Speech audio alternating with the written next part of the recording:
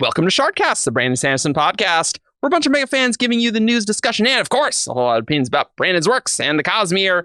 I'm Eric, and joining me is David. What's going on here, buddy? Coming to you live from within the maelstrom. I am also known as Windrunner on the forums. You're a Chard, or you're Sauron, maybe.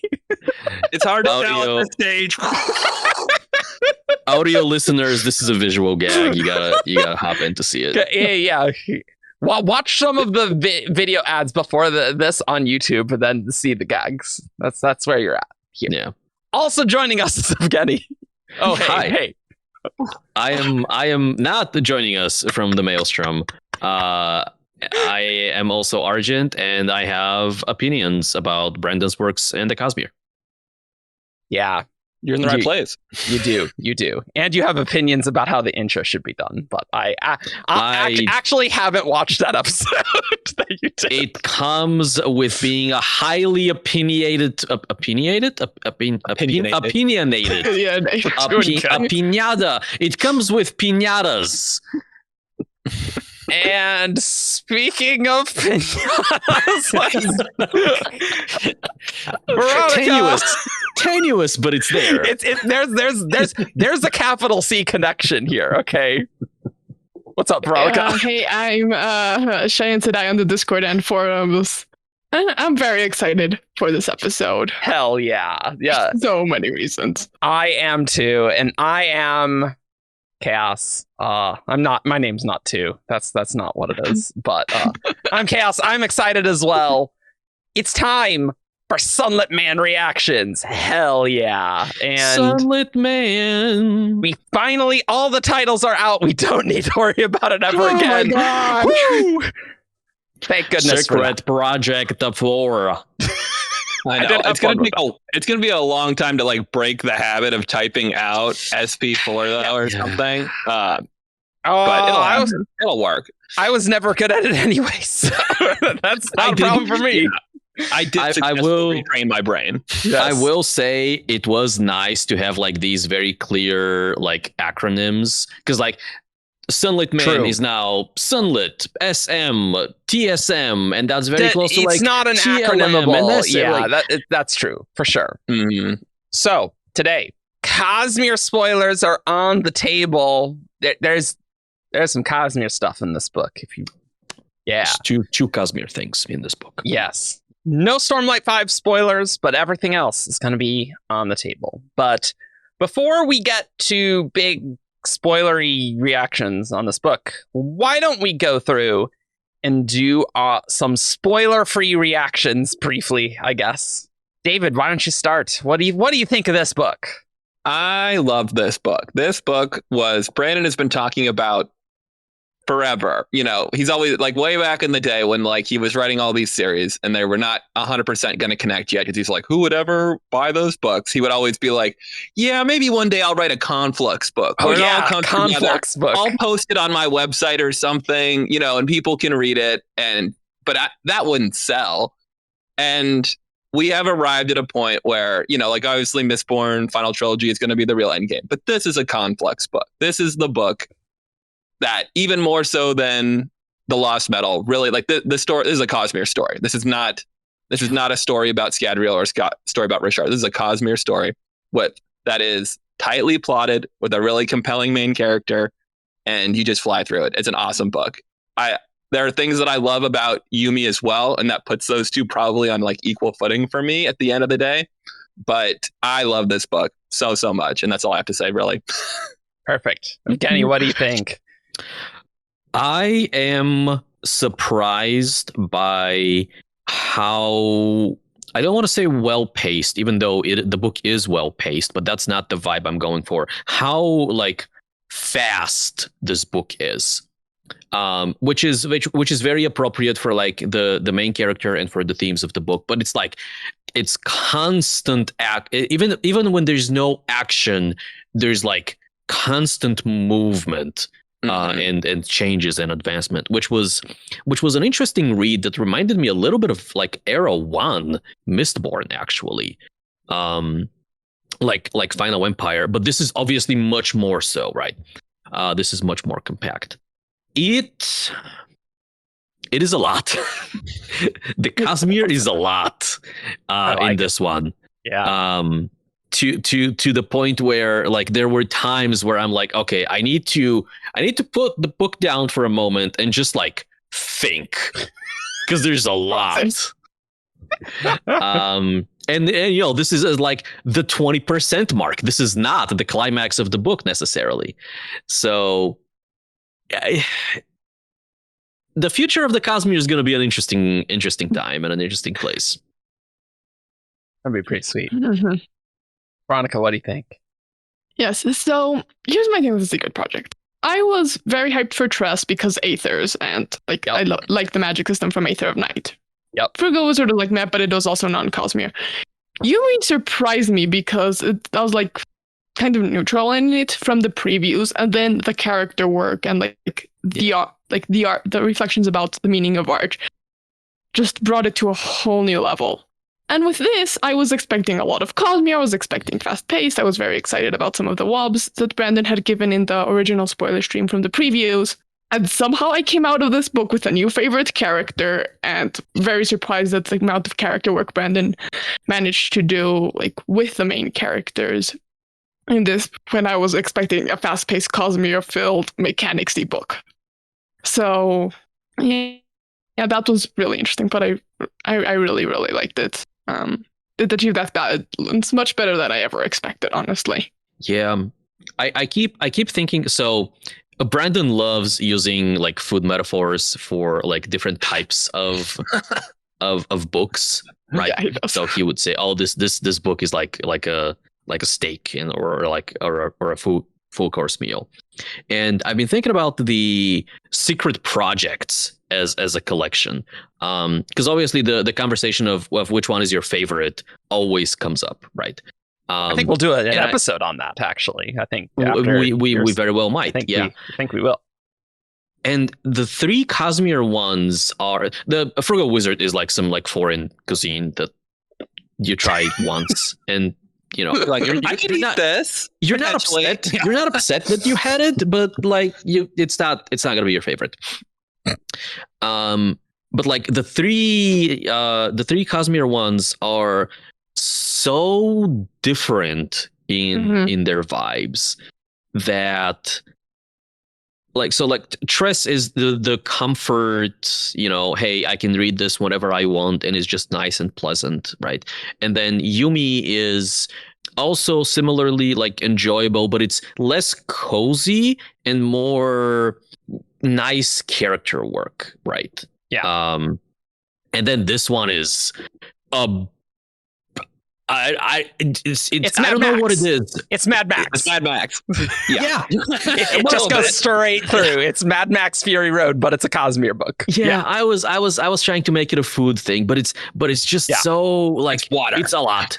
No, it's something that has a lot of meat in it. It's just so much meat. There's so much happening. This is my favorite Secret Project, and Tress and Yumi got up there, but man, this is such an Eric Bate book. Like it's got excellent plotting, excellent pacing.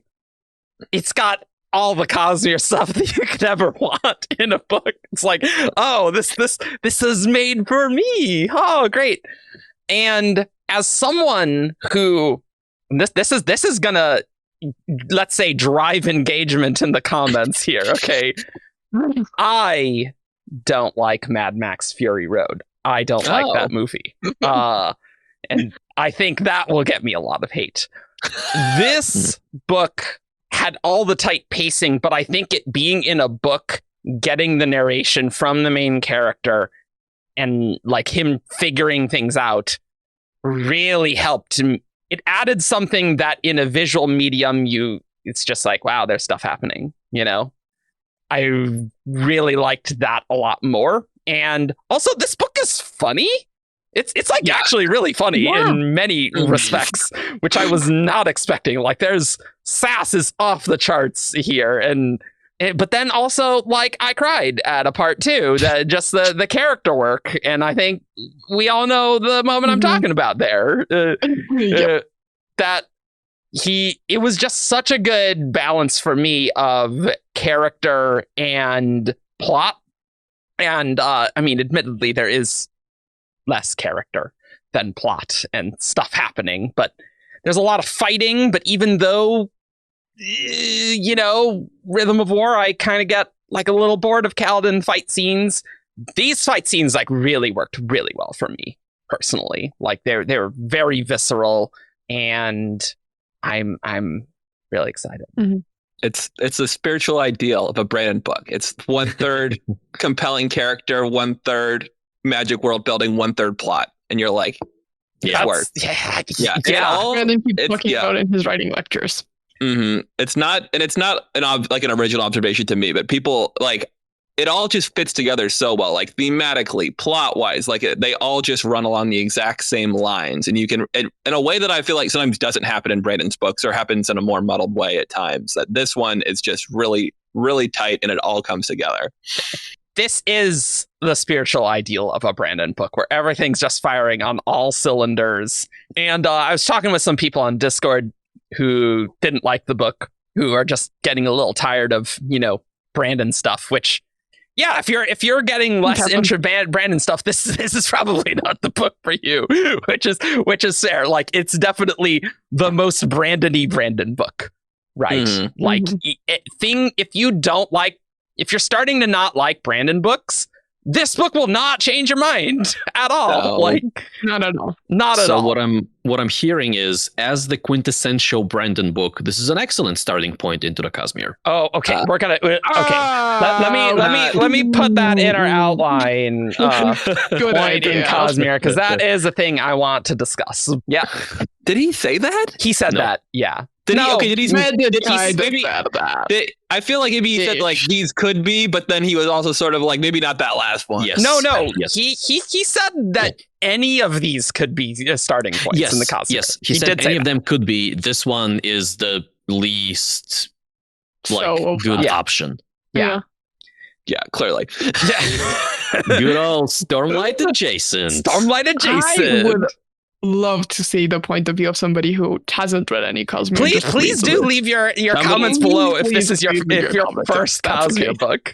If somebody hasn't, somebody will. There was that person that was starting with the Lost Medal that was like floating around. People got a lot of upvotes. People are gonna get your upvotes on Reddit for reading Sunlit Man first. Yeah, subject yourself to it and be like, I was confused. Yeah. Let's transition to some spoilery things, but going off this being a starting point, in a lot of senses, Oggs just explains, like, you get plenty of explanation for what's happening.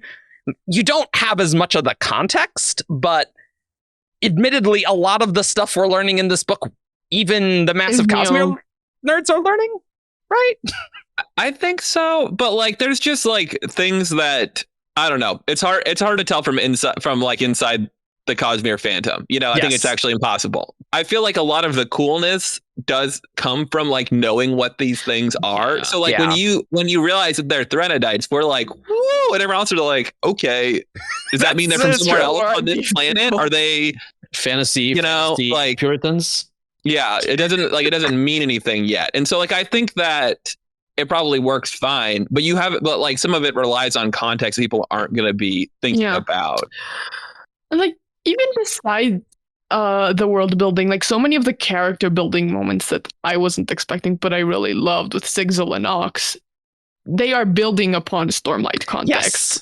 So many of those lines that hit so hard, they are direct references to Stormlight. Yeah, like if you don't have that, I don't know how that character work would hit. It would probably feel like a lot more empty, because I mean, this is kind of counting on you, like knowing like all the story of like the Bridgerand and who Kaladin is, and like Bridgefor and all that dynamic. Mm-hmm.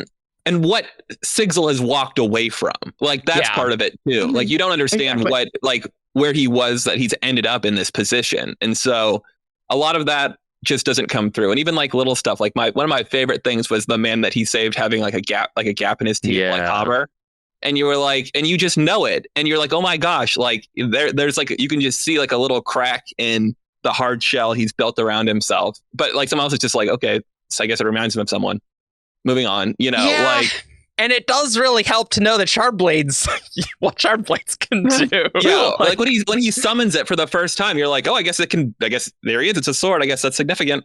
Whereas when you've already read Stormlight, you're like, yeah, hell yeah, he summoned the blade. Yeah, awesome. Yeah.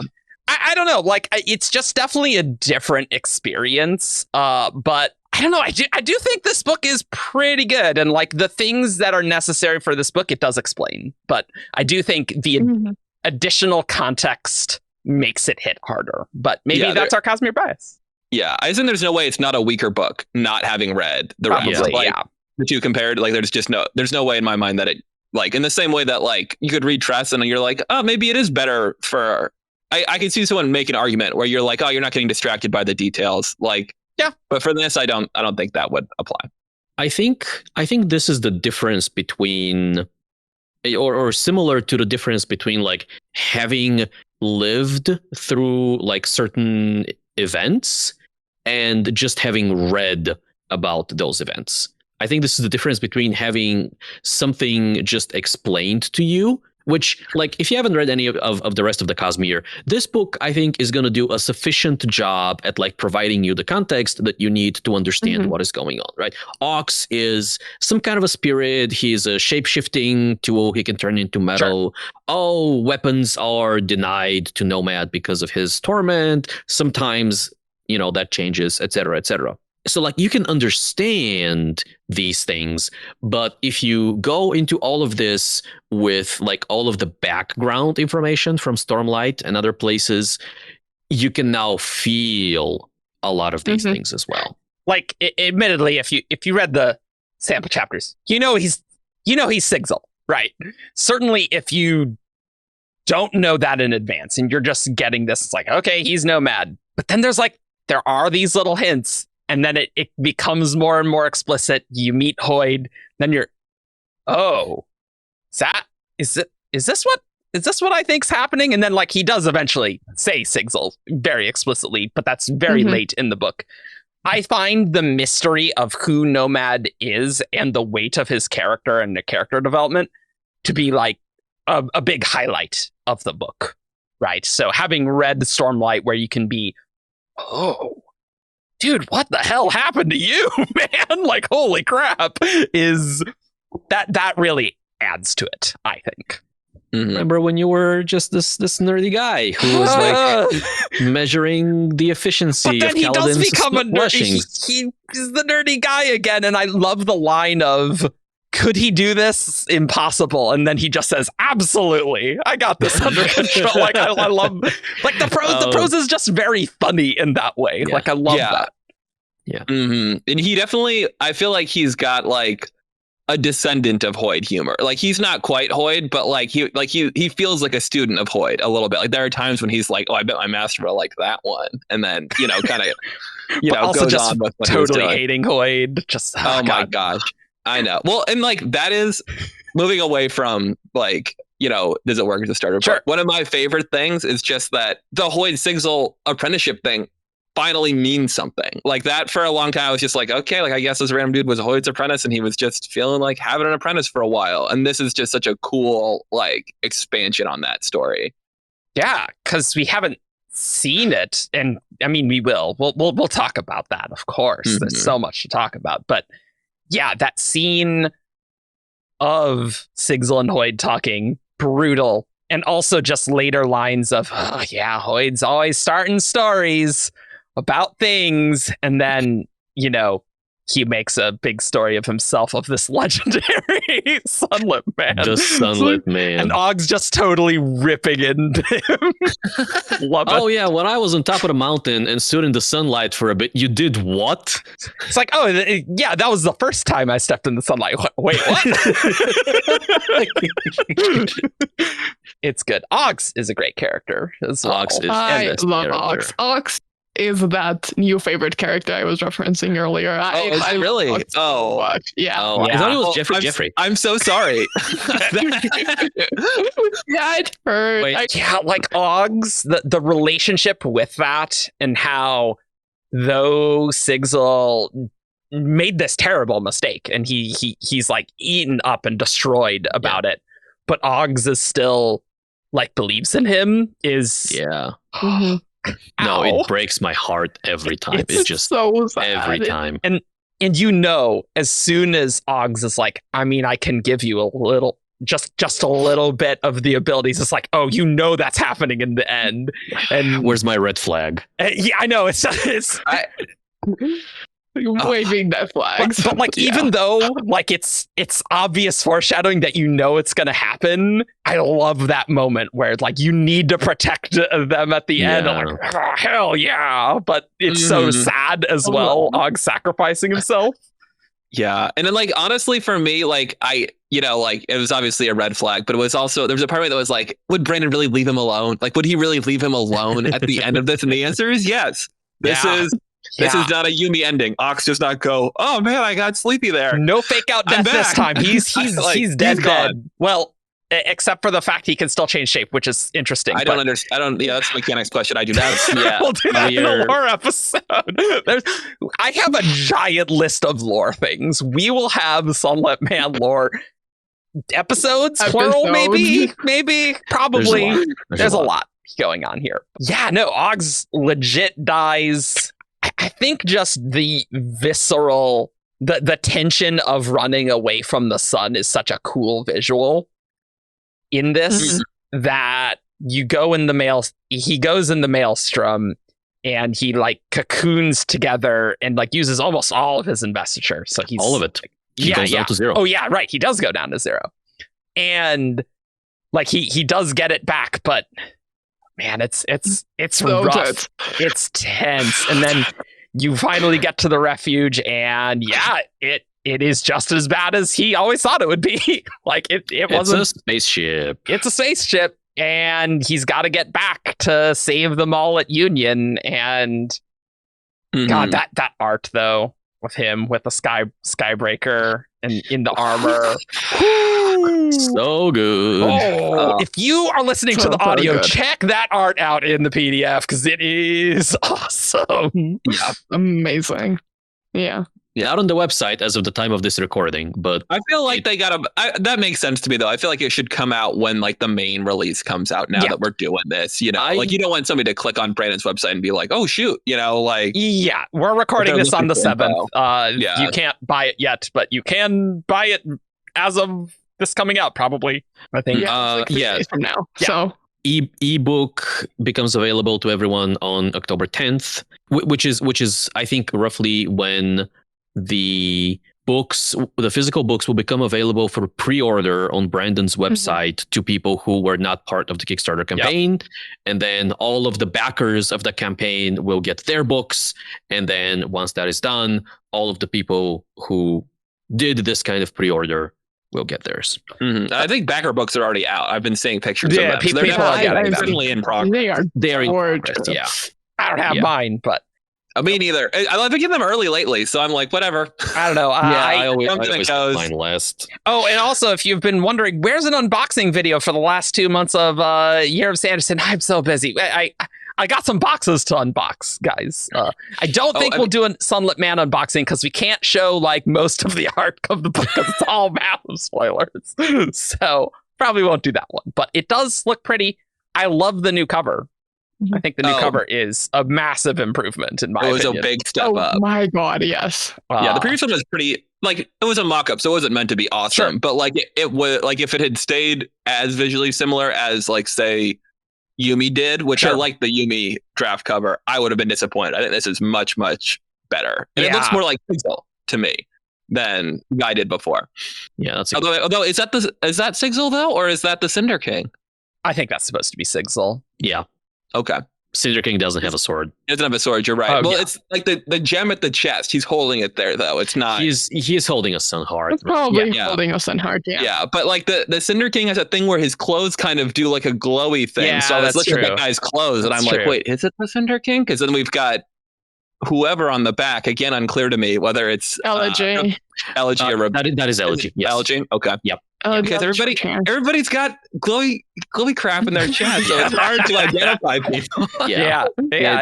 It's a little weird because like the chart, they're supposed like their entire chest cavity is supposed to be gone, and the art doesn't depict that, which makes the Chard and Rebecca very similar.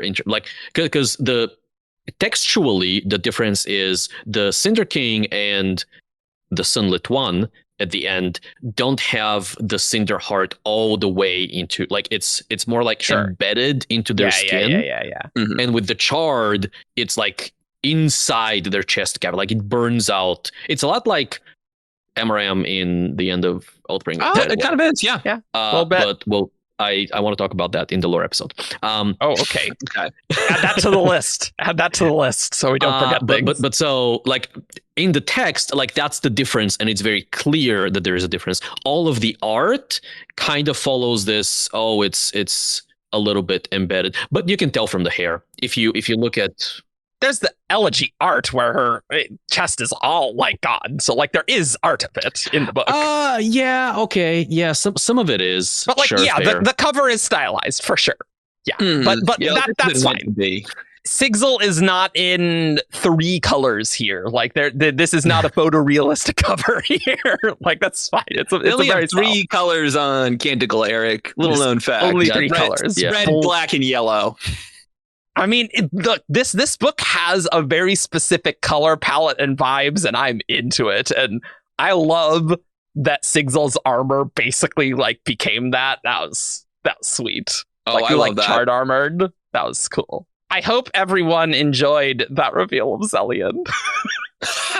I hope everyone liked that. How'd you like that, Verónica? I have to talk about. So here's the someone who hasn't known about this for 2 years. Yeah, seriously. So when the like Stormlight campaign came out, like for the minis and all the art and all that armor, like it looked very familiar to me. And like you guys know how big of a fan I am of the Black Company, and it looks exactly like the armor on the cover of the second book of like the second omnibus of the Black Company. And so I was like, okay, it's going to be somebody from the Night Brigade. And I was so focused on that because of like that. But like, even if I'd seen the Sigzilian theories like in the preview channels and all that, I was like, yeah, maybe that's probably more likely. But the Night Brigade. Yeah. And so it was a really good review. It was so much fun. Verónica, really enjoyed that. What's the second omnibus called? It's called The Books of the South. The Books of the South. Yeah, Okay. I'm not at home, so I don't have the book with me. I'll give it that it's similar. Cool. Like the black, like the like spiky things. Yeah. I never noticed visual details like that. Like that is just not a thing my brain is programmed for. I'm always like, oh, armor, cool. Like, yeah. I think for me, it's that it felt very like generic, but in a cool way. Like generic, cool looking fantasy, dark, gothic, edgy armor kind of thing. Massive Dark Knight vibes, edgy, not paladin. Yeah. Like, oh yeah. Dark paladin. Yeah. But like, it kind of is like it's very fitting though with where Sigzil is, right? Yeah. Like he was a Radiant twice, and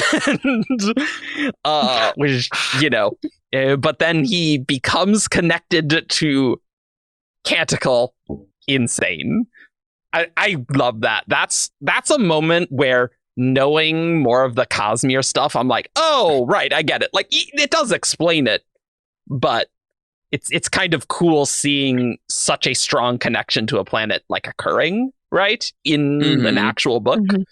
Yeah, and for me, that was actually probably the most impactful thing to me was when they were inviting him in. Like I like from the emotional side, it was also just great. Like that was really cool because he has no home, and I mean it's so sad that he has to leave this second home again, and he can't come back, which is brutal. But yeah, that is it's that scene and Og's dying. I think that are the two up there, and like probably Sigzil Hoyd maybe. That's a good one. That's but brutal. I guess I wasn't like sad. I enjoyed that as sort of like a relationship kind of like It just like kind of gave some, you know, it sort of set where they were at a little bit. It wasn't a strong emotional moment for me. Sure. It was a cool character moment for me. I just love when characters you both know just like go at it. I'm like, yeah, that's the stuff I really like. And seeing a second side of Hoyd that you normally don't see, where he's kind of admitting something that he was wrong about. We keep talking about Hoyd. Like, let's talk about Hoyd for a minute. Let's talk about Hoyd. Let's do that. What did Hoyd do? What did Hoyd do to our boy? Well, so even before that, I wanna dig a little bit more into that scene. Okay. Because Hoyd is not in our outline, but we obviously want to talk about Hoyd. So this is just highlights. I knew we were going to go many places with this. It's impossible to plan such an episode. Yeah. Mm-hmm. Yes. It is. So what is really cool about that scene is yes, we get to see a more personal side of Hoyd. Right. A lot of the times when we see him in other books, even in Stormlight, where he plays a pretty prominent role, he is there to like show up for a minute, either give us some information or, you know, do a therapist session and then, you know, peace out. True. Here, it's a short scene, but we get to a very real relationship moment or moments between Hoyd and Sigzil. Kind of the idea of, you know, Hoyd not caring and just leaving Sigzil to not die, obviously, because he didn't die, but like abandoning him essentially in a place of danger. I'm not quite sure what the Alethkar reference is there, if it's the bridge cruise or something else. I think it's whatever bad things happen in Stormlight 5, because I'm not getting good vibes from this book at all. Well, but there's a weird thing where he's like, oh, you went to my superior or to my, you know, master or supervisor or whatever the word was, and you didn't, you know, care to like pull me out or anything like that. So Well, to me, that felt like he was talking about Kaladin, where he was like, that was a little confusing to me too. As I was like, I wasn't sure about that. Or if they were directly connected, or if it was just like listing things he was mad about, like. Yeah. But like this kind of like the side of Hoyd that is, you know, the way of kings. I would watch this world burn if it served my purposes. Yeah. I will watch it with tears in my eyes, but watch I will. Mm-hmm. So like that half of Hoyd, which I've always loved and always been fascinated by. Here is my Alethkar theory. If we've got it, just one here. Sure. Yeah. Okay, because if he's going chronologically here, he's saying like I've never got a chance to say sorry about Alethkar, and then they go into, well, you had plenty of time when you were talking to my superior officer, Kaladin. Okay, he's talking about whatever events led him to the bridge cruise, and Hoyd not helping him there. Oh, okay, sure. That's something we still don't know about, and this is a complaint of mine that I hope will one day be answered, which is, who did Sigzil want to kill that got him sent to the bridge cruise? True. That's why what happened in the first place. True. That was my head. Yes, that's what it has to be, for sure. Yeah. I'm conflating something else later because I finished reading this yesterday, and there's a lot here.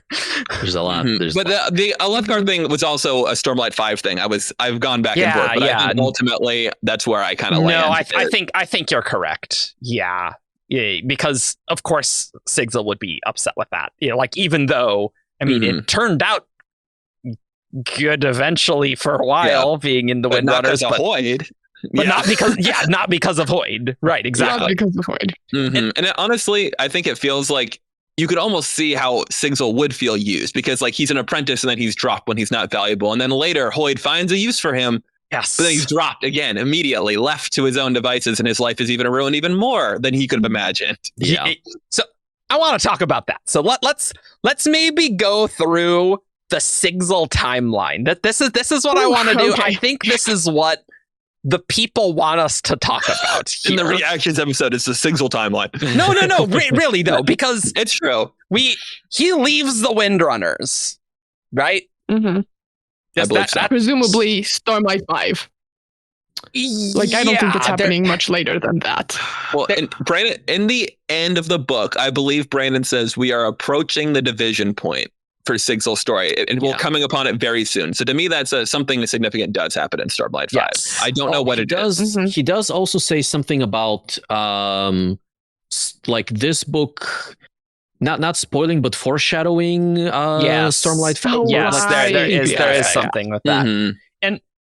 There's a quote in the book where I think Oggs is saying this to Sigzil. It wasn't your fault what happened. Events were largely outside your control. And I think that was referring to Sigzil being in command. So that doesn't sound good for sure, right? So, Oh, it's crazy how that's like Brandon not even the Sanderson worst thing that happens to him, but okay, great. Yeah. He leaves the Windrunners, and Mhm. later he gets the Dawnshard when he is 38. So Hoyd Yes. comes in and gives Sigzil the Dawnshard, presumably the same Dawnshard that Hoyd originally had, which is weird in and of itself because I don't think Hoyd currently has that Dawnshard in I don't present time think so Stormlight either. time, right? Oh, and I don't know. I don't know. It's kind of I was updating the Hoyd It's article a little ambiguous. bit because like after this book, and I was kind of confused because like something like after Dawnshard came out, Brandon sort of implied in some of those WoBs that Hoyd did not have his Dawnshard anymore, and that is where I was getting a little confused. I think is because it does seem to me that Hoyd passes it to Sigzil, and then Sigzil passes it back to him. But all of this happens post where we see Stormlight. So it's possible Hoyd still doesn't have it, even in Rhythm of War. But I think Sigzil passed the Dawnshard to someone who wasn't Hoyd, to someone else. I think it's still Yeah. Hoyd because he says later they want to kill me and then they'll be on to you next. Yeah, so let's get Okay, let's look at the quote. Yeah, it's very. I am very confused about the whole Dawnshard hunting thing. It doesn't actually make sense. So they in chapter 10 where they're talking about this stuff. They are, Hoyd is making the claim that Sigzil saved the Cosmere, and he's like, no, I saved your ass, not the Cosmere. And then same difference. It's not. It's really not. I love that. Sigzil's sassy humor is he wants the off the charts. charts. Just none of it. Yeah. If they catch me, the Night Brigade, Yep. they'll be able to connect lowercase c, the Dawnshard to you, and then they'll be on your tail. But also capital C connect, I will say. Yeah, because later it is capital C with the spike thing. Yeah. Where's the weird. spike thing? In the case of the Night Brigade, this is from chapter 28. In the case of the Night Brigade, he'd completely missed the danger. He'd soon learn that with their twisted arts, they could kill him and fashion a spike from his soul that would lead them to the person he had given the Dawnshard. To them, Nomad was a crucial link in a very important chain, and he was far more useful dead than alive. So did Hoyd give Sigzil the Dawnshard, or did he get it some other way? I believe there's a line that implied to me that he got it from Hoyd as well. I'll have to see if I can find it. Well, here it is. When I adopted the Dawnshard from Wit, it created my torment. Chapter 21. So to me, it was given to him and then he passed it back. And I don't understand how they're tracking him because I previously assumed they were tracking the Dawnshard holder before Sigzil, using his body to make a spike, and they were using that spike to follow Sigzil. But it seems like he got it and gave it to Hoyd. We heard. I guess maybe I just assumed that Sigzil gave the Dawnshard to someone else because being the temporary holder of the Dawnshard and then giving it back to Hoyd doesn't make any sense to me. That I'm just like, well, especially when that line that you read where Sigzil's like, oh, the person I gave the Dawnshard to, like, it's being ambiguous, and I feel like if it was Hoyd, then it'd be more explicit. But I agree. He says I gave it to you. He says that he, or I guess it says he didn't say that. He says they'll be on to you. They'll be I on don't to know. you. Yeah. So it's, I mean, I guess that could be like onto your plan, onto your plot. guess, If he's trying to do a dodge and hide it from someone. He says on your tail. Yeah. So to me, that's just so that's. On what is on your tail mean? They'll be following you. That's a pursuit to follow you. Maybe they're tracking Sigzil some other way, or maybe here's an idea. They actually killed the person before Hoyd, Sure. right? Sure. And they've made a spike, and they're tracking Hoyd, and Hoyd's like, crap. Okay, so I give it to Sigzil, and then he gives it back to me, and somehow that messes with the chain a little bit. So they're looking for Sigzil before they look for Hoyd. Yeah. I don't know if that works. I don't know how the back and forth would work. Or maybe now I do like that idea. Mhm. So maybe in the act of passing the Dawnshard to Sigzil, the previous... But I've always assumed that Hoyd has had this since the Shattering. The WoBs to me here. Let me. But maybe go inside. maybe he's done this before, right? It is very confusing. That's what I have to say, and probably intentionally so. Like Brandon doesn't want to give away the whole game here, obviously. Yeah. But the other thing that's weird though is it's not like Sigzil and Hoyd passed it to one and then to the other, because we know that in the intermediate time, some threatening event occurred where Ox was killed. So unless that happened in the 2 minutes Hoyd had given it to him. No, like That it must seemed be like longer he time had period. the Dawnshard for a bit, right? For a little And bit. Not Yeah. super long, but for a little while. Like he definitely used it and knew how to use it. It's just in that moment of need, it drew upon that investiture Yeah. of Oggs, right? I don't know if I would go so far as saying he knew how to use it or something like that. Fair, To me, fair. yeah, But like now he he's wasn't clearly learned to harness what's like the changes it wrought to him, but whether he knew what was going on at the time, harder to say for me. open question how long Sigzil had the Dawnshard. It was unclear to me whether he had already had Ox prior to the Dawnshard. It definitely seemed like there's a line of that they were together for decades. So that indicates to me that maybe Sigzil leaves the Windrunners, So gets Ox maybe in the time jump, and then like book 6 or 7, Sigzil gets the Dawnshard maybe. There is a bit... I think there are 2 lines that kind of imply opposite things. Great. Good. That explains the confusion. I think we do have a line that's like specifically talks about the relative timeline of meeting Ox and getting the Dawnshard, but I don't remember. Yeah, what there's. it I is. think. Okay, I found one. I don't know if this is the one you're thinking of. He'd accepted that terrible weapon to hide it, and the power had warped his soul. Worse, he hadn't realized that bonding auxiliary would lead to such a tragedy. They'd spent years together with the potential lurking there unseen. Then in a moment of need, he'd unconsciously reached out, blah, blah, blah. So he held it at least for a couple of years. Yeah. And that is kind of implying to me that he bonded Ox afterwards. That does seem to imply that. And That's the one I was looking for as well, yes. but then there's also the after decades together, his expressiveness had grown and grown until that day when he used the Dawnshard. Which I think is consistent, right? So he gets the Dawnshard. That's the Dawnshard. Doesn't have a spren. Yep. Bonds Ox. Yep. They spend decades together. Yep. With the Dawnshard is there, it's not doing anything. The bond is there. Sigzil advances to 4th Ideal at the very least. And then that moment happens.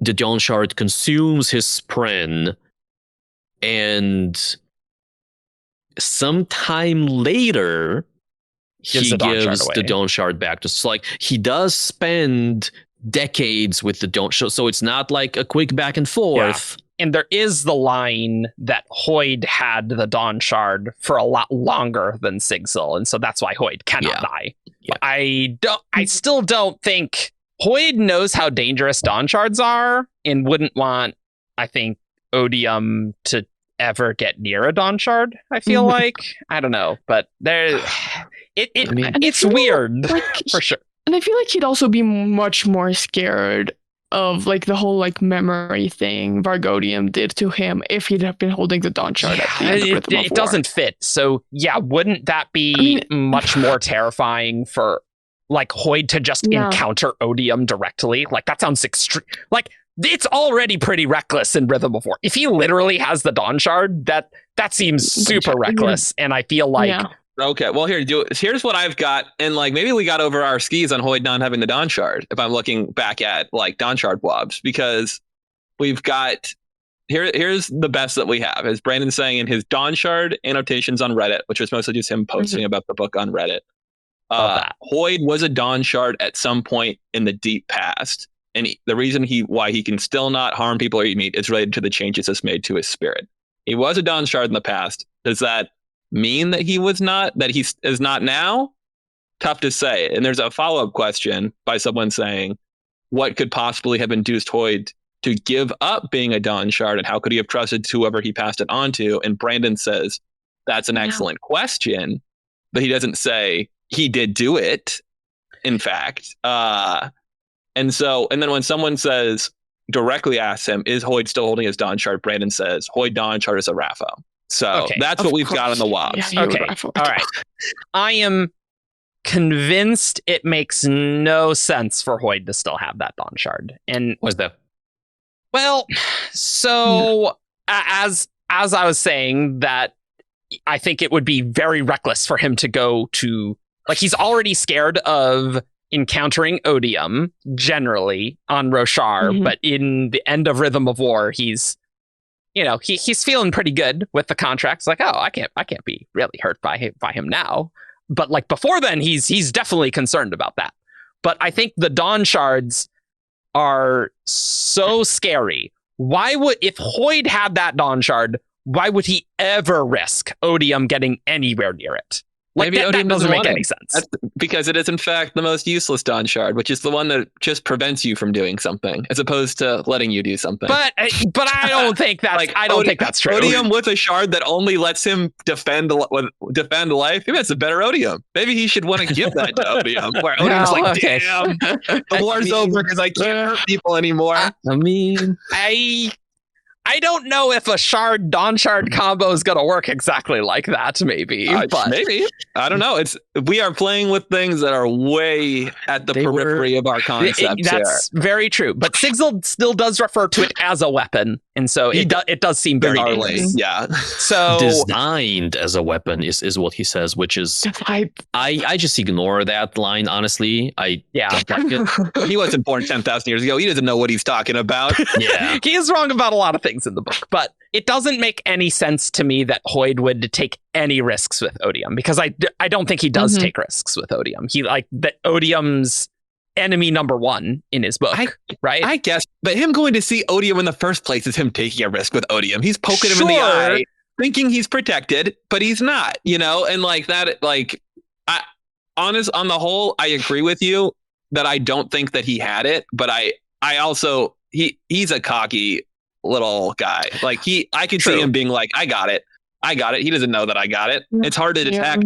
Odium can't tell that Rysn has a Dawnshard, Sure. I think there's also room for he doesn't have it, in the sense that he's not ascended with he's doing a basher thing where it's like he's like he's got the gem, right? He's got the topaz or whatever. The topaz, right. The same way that Rysn's Dawnshard was tucked in a mural in some weird way.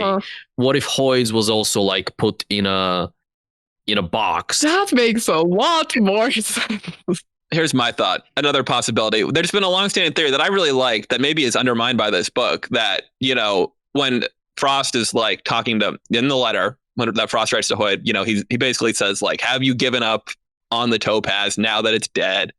Hoyd's goal is to like kind of he wants to make something.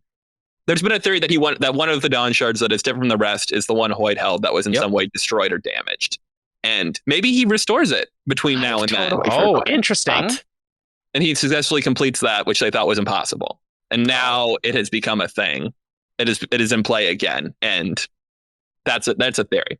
That would be a big thing to happen in Stormlight 5 or like in this period. But I think that is very possible.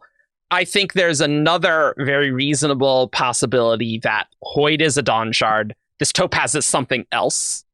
And but it is directly related. At least the title, the bearer of the first gem, is related to the Dawnshard. But I'm just saying it could be something else that like the Dawnshard sucked up like Ox, right? And so then that is making the topaz dead, right? Could be, I guess. And like maybe it's like some weird Aiden Alcium gemstone or something. I don't know. I don't know what it is. I guess we should say the first gem, not because topaz was Hoyd's name for. But But it is itself a topaz, is it not? Like Brandon has talked about how he has the ring that is a topaz he lost it in his move from Nebraska. Like, we know that. Yeah, it is a topaz. Wow, this is the deepest cuts here. Wow, Oh, yeah. This is good stuff. I did not know that. I think, I do like the idea that Hoyd has restored the Dawnshard. I think the thing that doesn't make sense to me is Hoyd's in Scadrial between book 5 and 6 of Stormlight. I'm like, what? Does that have something to do with the Dawnshard? I'm confused. Like, what are you doing? He's also there for like, maybe a decade.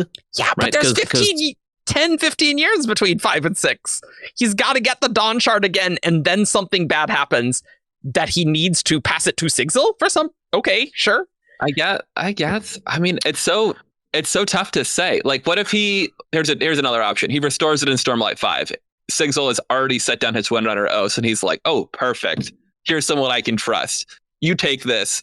Like, the eyes are on me. The heat's on me. I can't be holding this. Here you go. Sure. I'm going to Scadrial. Years go by. He's on Scadrial for years. Sigzil is in Shadesmart bonding Ox for years. They meet. He gives it back. And then, then killing Ox. And then they meet and he ultimately gives it back. Okay. There is a question of why Sigzil would give Hoyd the Dawnshard back after it killed Ox a little bit. He'd be like, screw you. Like, no. There's a hey, I don't want anything to do with this. I guess, but give it to someone who's not Hoyd. You're like, I'm gonna give it to somebody who maybe you trust. Maybe you still think Hoyd's more trustworthy. I don't know.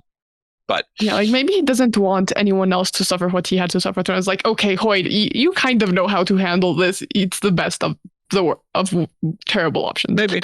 I don't know. I think Hoyd doesn't have the Dawnshard. I think someone else has it. But I agree that the line in chapter 10 is weird. But I don't think Hoyd has it. I think it makes more sense if it's someone else. I don't know who that could be. So maybe Hoyd got rid of the Dawnshard the first time because he started to realize that if he wants to be collecting magic systems like Pokemon, maybe having the Dawnshard's scary or something. Yeah, like he bonded the design and like, yes, obviously Nomad bonded Ox while he was holding the Dawnshard, but also like it was a specific prohibition they gave Risen. Yeah, exactly. So like it seems like this is dangerous, which I guess Hoyd just didn't tell Sigzil about because maybe Hoyd thought that Sigzil, you abandoned the Windrunners and broke the oath. Like, why would you bond? You're not going to bond another spread again. Like, I'm not even worried about that, right? It's a pretty good candidate, all things considered. To be fair, from Hoyd's perspective, I think that's pretty reasonable. If you break your spread bond, it's a safe assumption that you probably won't do it again. And Hoyd thought wrong. Mm-hmm. Yeah, I think that makes some degree of sense. Yeah, it's interesting. Do we know how old Sigzil is in Stormlight currently? No. Nope. I have looked as best I can. My reading has always been 20s, and so I feel like there's like probably like a decade occurs post this. But so I think it's like book 6 or 7 that he gets the Dawnshard, right? You just can't get the Dawnshard yet. He just can't do it because he's not old enough. He is not 38 right now. Right? He doesn't read like 38. No, like he is not. So uncertain of himself. Like he I just he constantly talks about like the time in his youth, right? Of like getting the spear and stuff. And so I think you could interpret early mid-20s like that. I think that's fine, especially when you've lived decades and decades and decades, right? Like I think that's sensible that you would say your mid-20s even would be that. But I think the other half of the Sigzil timeline question, not to extend this over much, is how much time has passed like since we've seen him? Like how far in the future is this? Because he's talking about there still being people on Rashar that love him, but he's also older than the greater good, or people that he cares about. You know, he wants to protect people that he cares about. So I'm like, does it mean that they're going to be in space in decades? Like, is that how quickly Brandon's accelerating the future of the Cosmere? Well, so here's the thing. He says that the Scadrians have been experimenting with space flight for about a century. Yep. At this point. And so we know that's not the case in Era 2. Yep. At the earliest, I can see like Era 3 end of Era 3 start doing something to that effect. Sure. So we have another. So between Stormlight 1, between the front half of Stormlight, the back half of Stormlight. So we have like, call it 10 years to Era 2. Call it another 50 years until Era 3. Like, I'm being very conservative here. Yeah, sure. And then another 100 years for like until Canticle. At the very least, I think we're looking at like 150, 200 years. I think that's okay. It's okay. I mean, like, I have to sometimes let go of the fact that like their technological progression is not what ours is going to be, you know, because they've got the magic. Like, they've got magic, that's going to be something else. I just didn't want it to be like 60 years from, you know, Rhythm of War to Intergalactic War. Like, that's pretty quick for me. That's fair. Yeah. It does raise the question who he's talking about. Of like who he cares about on Roshar. Yeah, for sure. Yeah. You could maybe make an argument for like Spren. Yeah, that's super true, right? We also have no idea what's going to happen in the back half of Stormlight. Maybe there are people like from the cast that become immortal somehow, or functionally immortal, so they might still be around. Like, who knows? Harold's theory? David, no. New Harold's theory? He thinks he sees Kaladin. People are going to go Kaladin. And I don't like it. Why would Kaladin still be alive 150, 200 years later? What's Kaladin up to? Kaladin never dies. Kaladin never dies. I like the Spren idea. I think that's super reasonable. He and the Stormfather are really tight now. It's Nightblood. Maybe he and Nightblood are like best buddies. Just good. Nightblood. Oh, good. Oh, wonderful. I make friends with all of the entities that consume my friends. Yeah. Jesus. I will say, if he spent a lot of time in Shadesmar, he legitimately could have some Spren friends. It sounds exactly. Like he met Ox in Shadesmar, and they began their, like, at least that was my read. Yeah. So maybe he goes and lives in like high Spren society. Decades. Yeah. What a terrible choice. He leaves the Windrunners to pick the worst order of Radiance, by the way. My gosh. I don't know. I mean, he's kind of into the whole, like, the Azish are very much into the legal system, right? It actually kind of fits. It fits. But I'm like, Skybreakers better get a whole lot better very quickly. Well, I mean, okay, that's fair. That's true. That's what Starlight 5 is for. That fixes them all up. Or you know, maybe there's like an enclave somewhere that's like, you know, renegade Spren that are not dealing with like all of this. Yeah. I do want to say, by the way, super amused by the fact that like Sigzil he started off as a Windrunner, and then he went down to Skybreaker. His armor looks very Dustbringer, so like he's just making his way down the wheel, and eventually he becomes the bondsmith of Aiden Alcium. Yeah. So okay, after long Dawnshard discussion, which was very deep, very quickly, which is like any topic in this book, let's be honest. Yeah. Ox is eaten, and Sigzil gives up the Dawnshard, goes to the Night Brigade.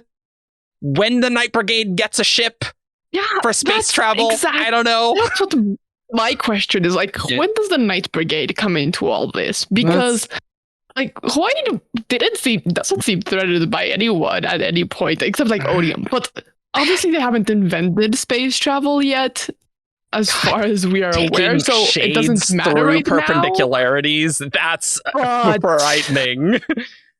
So let's also be clear. This is not just a spaceship. This is like a planetary destroyer.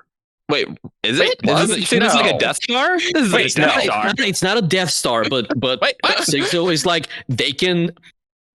There's a bit Yeah. about how They can like raise planets or something. No, like that's that. just talking about using the shades. That's not talking about the ship's weapons. That's talking about the shades. I don't remember if killing they them were just all. talking about the shades. They've weaponized shades. The chorus is already like, yeah, man, it's a good thing you have the reliquaries because otherwise the shades would eat this entire planet. You know, like shades aren't good. They're bad. The Night Brigade has the shades. So now I'm really wondering how old are the Night Brigade, because that's obviously like how? Because I was gonna say, like, in my head I've got like a little kind of simmery theory. We obviously, as tenuous as the Cosmere timeline is, the Threnody timeline is somehow more tenuous. Like, oh my god! But like in my mind, the fact that they have their commander is like an admiral. It's at the admiral. Yeah. In my head, like I'm like, I wonder if that is like a remnant of, you know, Brandon's pitch for the Threnody novel is like it starts with someone watching a fleet burning from like a previous attempt to take over, to like recolonize. I'm like, if she's the captain of that fleet, like that could be a reason she's an admiral. Yeah. That's probably exactly what it is. Then I'm like, okay, does that make sense with? Are they the shadowy group hunting the Dawnshard that the Sleepless are afraid of? Are they responsible for the incursions of the shades that the Irie are talking about in Mistborn era? You know, Mistborn era 1. Like, I love watching your face, Verónica, but this is good. I don't know. It's hard to tell. Well, and like Kelsier talks about. Oh man, if we were out in the open, there are groups that would just like immediately destroy us. And Sigzil just says, Night Brigade, I know of no group more dangerous. Like, oh, okay, great. That's really tracks to me. Yeah. But so I don't know how that fits together, but anyway, Sigzil goes to talk with the Night Brigade, and at some point Sigzil abandons his oaths officially and loses. Like he finally is like, I'm not a Radiant. Oh, see, that to me is also like incredibly unclear, where I'm like, does he officially abandon his oaths a second time? Like post Ox dying, does that even matter? Yes, I think that's exactly what that's saying. Yeah, because we have a quote. Why though? You've never told me why you walked away after leaving Roshar. After all we'd been through together, you abandoned all you'd followed. Why would you do that? And this is talking about Sigzil abandoning oaths. Okay. Mm-hmm. So like in my head though, like could that not just be like you like walked away from your ideals in a way, you know, like even not like mechanically, but just like you stood for the law and then you walked away from that, you know, like why does it have to be, oh, well, I was eaten and then you abandon your oaths? Because he talks about how the armor was presumed destroyed when that happened as well. So I kind of thought that maybe a lot of that had ended. You know, like I thought that his radiant powers and like a lot of the specialness had probably like he was never able to do any of that. That is fair. A case of like when Kaladin wasn't like really following his Windrunner oaths. Like he didn't officially break them, but he just wasn't following them, and the powers just weren't working as well. I guess, but then he did take the next ideal to like summon the Silspain. Yeah. I think what you're saying here, David, makes a lot of sense in that, like, yeah, maybe a lot of the powers went away, and this is more just like the formality of like, yeah, you are no longer following the ideals. It certainly seems that him not following the ideals had led to future issues with his torment, right? I guess. Yeah. It is because it seemed like when he had the torment, when he was like doing stuff in line with his ideals, the torment wasn't as bad. Like he could still fight and stuff. Okay, well, here's the weird part about that, though, is that happens when he's acting in line with his Windrunner ideals of protecting people, not like what he's basically lawful. Justice. And he still does have the ability to do the pressure thing, which to me must just be Dawnshard weirdness, because he's not bonded to a high spread or an honor spread anymore. Too many spreads. Does he do the pressure thing? Yeah, when he's up. Yeah. When he's up on the high elevation, he's like, oh yeah, a little leftover power. I can do a little bit of pressure stuff. Yeah. And you're just like, what? Weird. Yeah.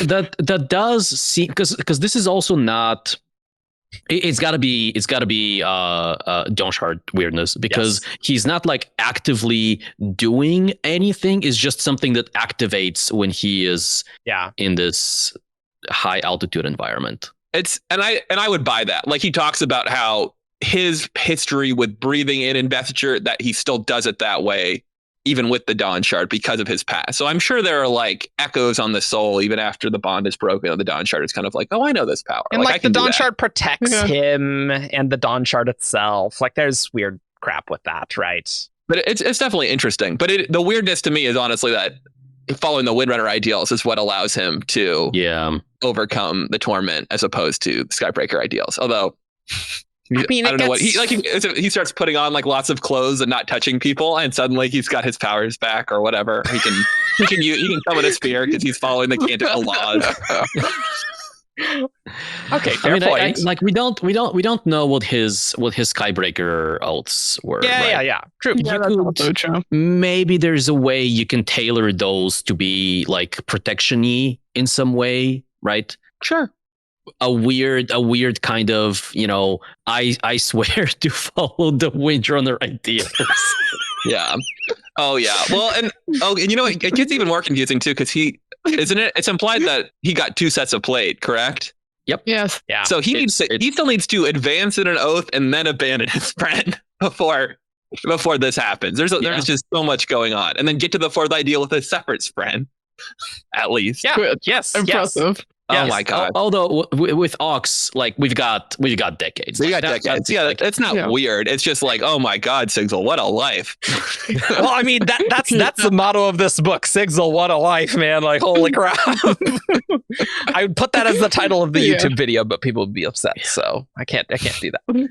I do want to talk about Night Brigade Threnody stuff some, but maybe we should take a quick palate cleanser and just talk about other favorite moments in the book. Maybe. Okay. Does that? This is the weirdest. Like, wow, we're talking about the book, and then it's just like, let's go deep into the Cosmere stuff, down the Mariana Trench of Cosmere stuff, as deep as we can possibly go. And then it's like, what's your favorite moments in the book, guys? Oh, I think the timeline is it's a deep dive, but it's not like. We can go much harder. I mean, we talked about the issues. Topaz. I think that's a pretty deep cut for most Okay, if we're on an episode that has to do with Dawnshards and I'm on it, we're going to talk about the Topaz. Like, put your comments below if you even knew of the Topaz. Put below. I remembered that there was a Topaz, or I've never heard of this Topaz in my life. There I'm going to write an article. Primer the Topaz. Yeah, there is a reason I was so intimidated the first time I coincidentally clicked on a Shardcast video, and it was the Dawnshard one. I was like, no! Boy. Yeah. And I stayed away from Shardcast for months after that because it's so overwhelming. But you're saying that I think us 3 were on that. We personally scared you away from Shardcast. The Dawnshard recording was. I think we had Grace on that too. Yeah, I think that was better. Yeah, it was a marathon. Yeah, we recorded for 7 hours. So anyway, fave moments. Let's talk about some other book things, because before, there's plenty of time for lore stuff, but this is time for some character stuff. Like, I want to talk about LG. I want to talk about Rebecca pronunciation. Yeah, let's do a quick vote on Rebecca pronunciation. Yeah, Rebecca. It's Rebecca.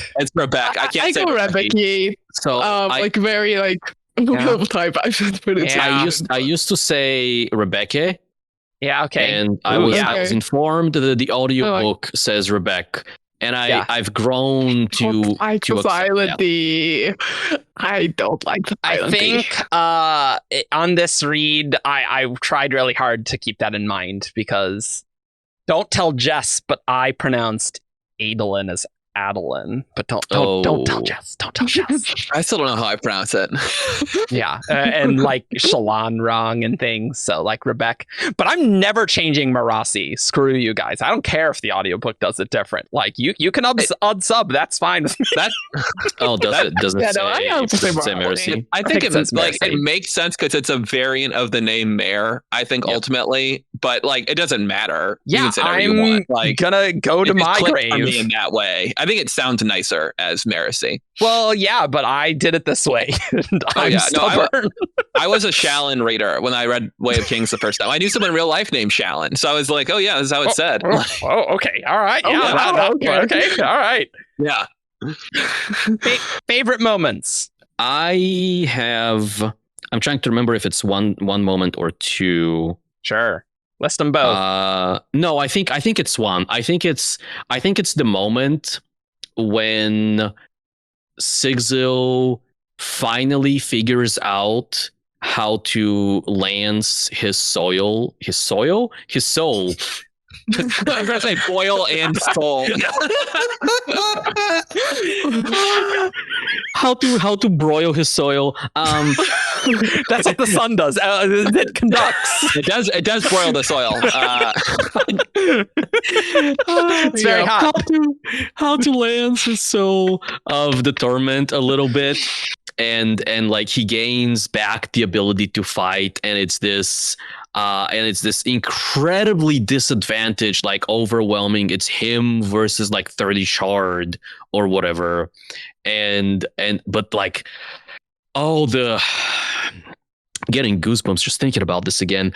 Just the sheer joy of him going, yes, finally. I've got like 300 BEUs. I'm like near nothing. I'm ready to go. I'm so thrilled. And he kicks so much ass, but like the ass kicking is almost secondary to just like how good he feels just to be able to do that again, right? And then he finishes that, like he realizes that he's not going to be able to, or what was the Chasm Kata later? I think that was later. That was later. That was like an intimidation thing. I think it was actually right after that, wasn't it? Mm-hmm. That was because Elegy was also there for that. Mm-hmm. Yeah, because they were on that mission. Okay, that was there. Yeah. That's the two things I'm conflating. The two scenes that I'm conflating, like him getting like fighting back, like coming out of the maelstrom, stealing the Sun Hearts, and then doing this fight thing, and then the overwhelming odds and like Elegies there and the Chasm Kata. Like it has exactly the same vibe as like Kaladin's Chasm Kata, where he was doing that. And Bridge 4. Hell and yeah. And then just Bridge 4 at the end. So good. I love it. I think one of my faves is Sigzil just saying, never break an oath to a Rosharan to the Cinder King. I was like, yeah. Hell yeah. It's like, yeah, don't. You didn't read enough about Roshar, did you? There. That was very unwise. Maybe you shouldn't have gotten your Rosharan lore from a Thalen merchant. Oh my gosh. I'm trying to think other really big moments. I think like we touched on it briefly before, but when he's hanging from the bottom of Beacon and Ox is about to give up himself to allow him to save them all. That was a really effective moment where the tension was just so high, like you could just feel his fear, and like and then the relief afterward was just really, really powerful. Yes. Definitely kind of made when it does happen later. Like he set it up really well there. That you knew what it would mean when Ox was gone. Yeah, and I think that emotional like catharsis of like they made it over the mountain makes that Zellian thing really hit really hard, right? Like that all goes together. This book's stressful, guys. Like it's really stressful in all the best ways, I think. Yeah, and Elegy was a highlight of the book for me too. I really liked her, and I thought that she was like an interesting character. Her and Sigzil's conversations I enjoyed a lot. When they were talking about what how she should approach kind of like the rage she was feeling, and just it was interesting to like see her kind of give up like that last little piece of herself to kind of become someone new. Like it did not play out the way I thought it would. Like you kind of assume she will be restored in the end and all will be well, and that wasn't what ended up happening. Well, and more importantly, like she didn't give it up to become a new person. She gave it up to save her sister. Mm-hmm. She gave it up because she did have a little piece of it still in her. Yeah. Yeah. Yeah, I really liked Sigzil and Elegy's conversations, because I think that also helped Sigzil remember what to fight for Yeah. in a sense. Mhm. And so that Yeah, was for interesting. sure. I know I've seen a lot of comments saying it's kind of weird we're getting another POV character this late in the book. And you're not wrong. It's a little weird, but like I think it worked for me as well. I think Yeah. it And was it's nice. not like a rule in fiction. Like you can totally just do weird POV stuff sometimes. Yeah. As long as you set it up. I There just can is- understand why someone didn't like it. Right. That makes Yeah. sense to me. Yeah, that makes sense. There is a trope in there that I really love, which is I don't know the proper like the TV tropes name for that, but it's the kind of situation where one character is like, you can never know what I'm going through and like the internals of my soul and these feeling, like the other characters like, so it's like this and like that. That's true. and like That's that. true. Yeah. I do love that.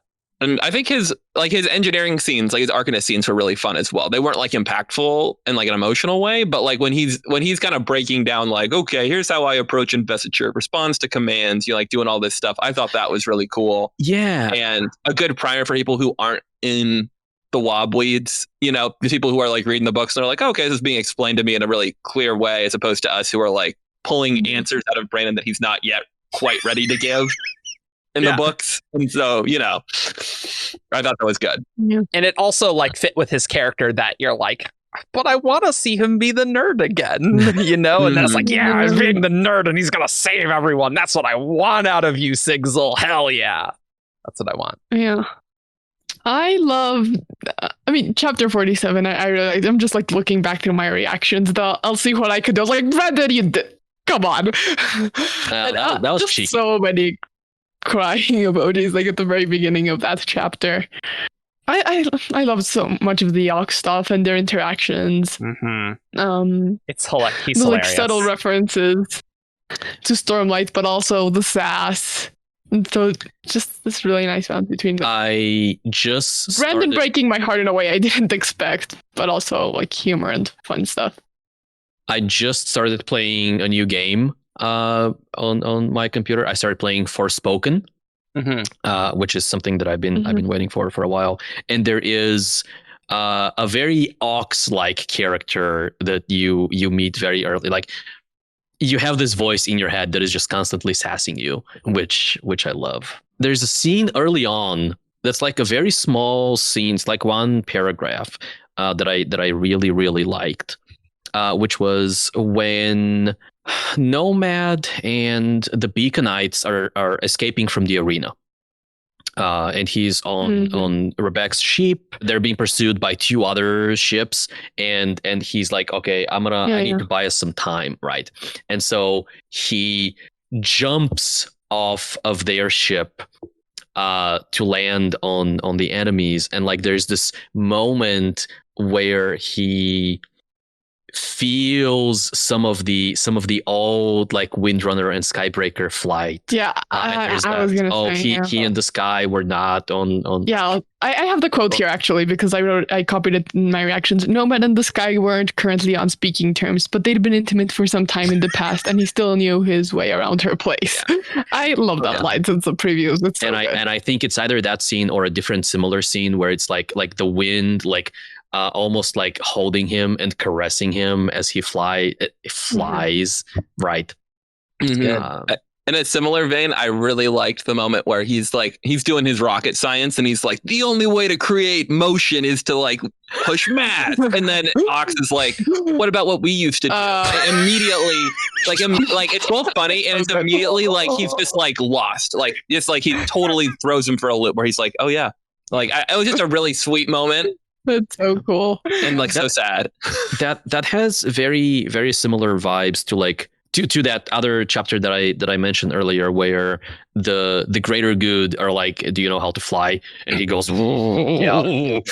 Oh, that's not what they're talking about. Okay, yeah. The greater good were also awesome. Like I loved that. I loved them as characters. I thought that they were really cool leaders. Yeah, I loved the greater good. I just love the reveal that they're old women. Like, I love that. That's great. Also, shout out to Sigzil being like, man, these Threnodite names, I gotta write these down. These are hilarious.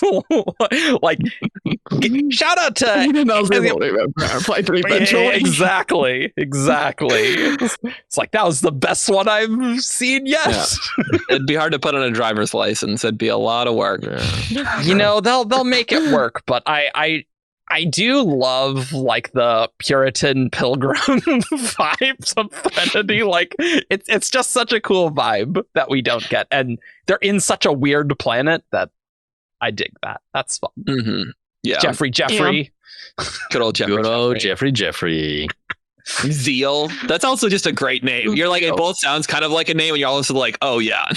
But I love the like virtue names, right? Yeah, but Zeal is one. No, I know, but like, I love all of them that they have. Like, I just mean like it's just a fun one for me. Oh yeah, absolutely. Yeah. Oh, I think another favorite moment was the Night Brigade POV in the epilogue. I was so hyped. Just like, please tell me this is a Night Brigade POV. Please tell me this is a Night Brigade POV. I kind of wanted them to show up just a little bit earlier. I wanted there to be a moment where they got close to him, and that didn't happen. That would be a minor, like, I don't know where it would have happened. There's not like a spot where I'm like, oh, obviously, Brandon, this is the right moment. Like, this book doesn't have slow points, but like that was like one thing that I was kind of expecting that didn't happen. I do wish we'd seen more of them, but I loved everything we got. So that's the reason it isn't the Admiral's great. I love her. She's giving such lady vibes. Just immaculate. I agree, David. Once we saw the Night Brigade ship, I'm like, well, this is going to happen in the climax, and it kind of didn't. Yeah, and like you don't get, like, we know that they're threatening. You don't get a great sense for why. Like the shades are bad, and you know that they're dangerous. But like, if you'd seen them like turn a shade loose at some point, like that would have been cool. Even more tense. Yeah. So that's a minor quibble I have, but the Night Brigade is really cool. And I got to give a quick shout out related to this. The chorus, bonkers. Insane. I love just, you should go meet the ghosts. It's like, wait, what?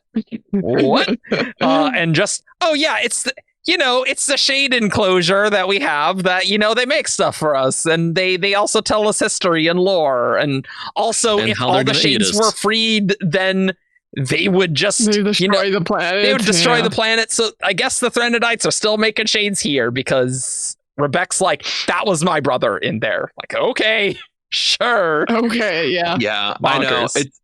I know. I won't go down the full path. I'm so curious why they behave differently on this planet. Like, I'm like, is it a planet impacting the investor thing? Is it like, what's going on? It's we have to talk about the chorus. Shades make things. Like, that's also really interesting to me. Yep. Yeah. I did love the moment where Sigzil was like, this is so implausible. Ghosts making things out of stuff, and Ox is like, it actually makes more sense than what we do if you think about it. Yeah. It's like, hey, at least they need to get raw materials here. It's like, that's a good point, actually. But I did like in that reveal, like when he first meets the chorus, he's like, oh, glass enclosure, it's like an aquarium, and then he realizes that the top is actually open. And he's like, ooh. Also, and there's more than one reliquary. They just make more of them. Yeah, they just split them. They split the smoke. Yeah. I did like when they crashed too, and he opens the doors and he was like, crap, that was the shade ship. Maybe I shouldn't have done that. Hopefully the glass didn't crack. Like, it's a good thing they made it of sturdy stuff. That is good. Concern. And they do, like, without the chorus, the whole society falls apart too. Like, it's kind of hard to understand how this world could exist without the chorus kind of being there to rapidly like transform raw materials into functional engines. Like, it has a bit of Skyward vibes of like, we need ways to make ships fast because factories aren't existing here, so we got to get that done. So the entire culture and ecosystem on Cantico is just, everything is so precariously balanced, and like you need all of the little pieces. Like if you lose one, is like the whole thing's gone, right? Done. Yeah, so deadly. it's amazing none of those reliquaries broke and all the shades got out, like just somewhere on the planet. But okay. Oh my god. No, maybe the I mean, sun destroys the shades. I think the sun does, because like one of the things the chorus says is, hey, you gotta give people to the sun, otherwise shades, right? Well, but that's not talking about the shades being destroyed. That's just talking about when people die. You should. Yeah, but that prevents the shade from spawning, so presumably like the sun kills it. Well, I think, Argent, that's because it becomes a sun heart, not a shade. And so that's what's happening. It's being fueled into a different manifestation. Yes. And I mean, I just don't think that for whatever reason on this planet, it seems like if you turn into a shade, you just get sucked into a reliquary. Like that's what happens. So, that's separate, yes. Yeah. It's weird. Yeah, that. Mm-hmm. Now that I think about it, like, that is I don't know if that would work if like an entire reliquary broke. Probably not. That feels bad. Like that feels like a lot of shades. It seems like to me, like actually, I keep trying to almost write the wiki article, and then I'm like, how do I write about this? Because I'm like, they almost feel like almost like a one organism made out of individuals now. You know, like they've lost their individual identity. Yes, so yes. I wouldn't be surprised if a reliquary broke, if it kind of like, I don't want to compare it to like an unmade or something, but like something like I feel like you could get like a mass of shades that was like doing scary stuff as opposed to like a bunch of individuals behaving normally. There's lore stuff to talk about, but I want to just cite, Brandon, you are promising in this book that we are getting the novel, The Night Brigade, the Threnody novel, and it needs to happen. We're people are gonna be upset if that doesn't happen, and I'm way more excited for that crap now because so the pitch of the Night Brigade: a group wants to free the homeland of the evil. It doesn't go well for them. Opening scene is all ships sinking and people washing up on shore. I'm super happy with the explanation that the admiral was the admiral of that fleet. I think that is the thing that makes the most sense. They don't use boats now, but you know they did have that. I think that's just a leftover. No, and I think that no. What I mean is they still use naval terms. Sure. But it's not the same admiral. It feels weird. Like the no. timing It's the same weird to admiral. me. It's the same admiral. I think that admiral's an immortal admiral who's been around for a long time. We'll see. It feels to me like the Cosmere is heading towards like a series of warring semi-immortals. So like in my head, like Brandon likes to give us characters to follow. Like we don't get like it's not like Chris is being replaced by subsequent like arcanists, you know, like we do. He does like to create immortals for us to follow as much as he says we're not going to do the Avengers thing at the end. Especially when we have such a very powerful group. And so it seems like the Night Brigade, this is the origin of how they figure out how to weaponize shades, I guess. Yeah. I would expect so. Yeah. Oh my God. Yeah. God, that sounds so awesome. They're so cool. Holy crap. And honestly, so I just want to see the evil, because that I did not expect that in this book. I was so blown away by it's mountain-sized manifestations of like what? Yeah, you know, just Brandon just throwing it out there like, impossible, unnerving features and unknowable motivations. Threnody was not a place one visited to relax. That's a pretty good top quote for cosmic horror. Yeah, it actually is. Yeah. Yeah, I definitely didn't like.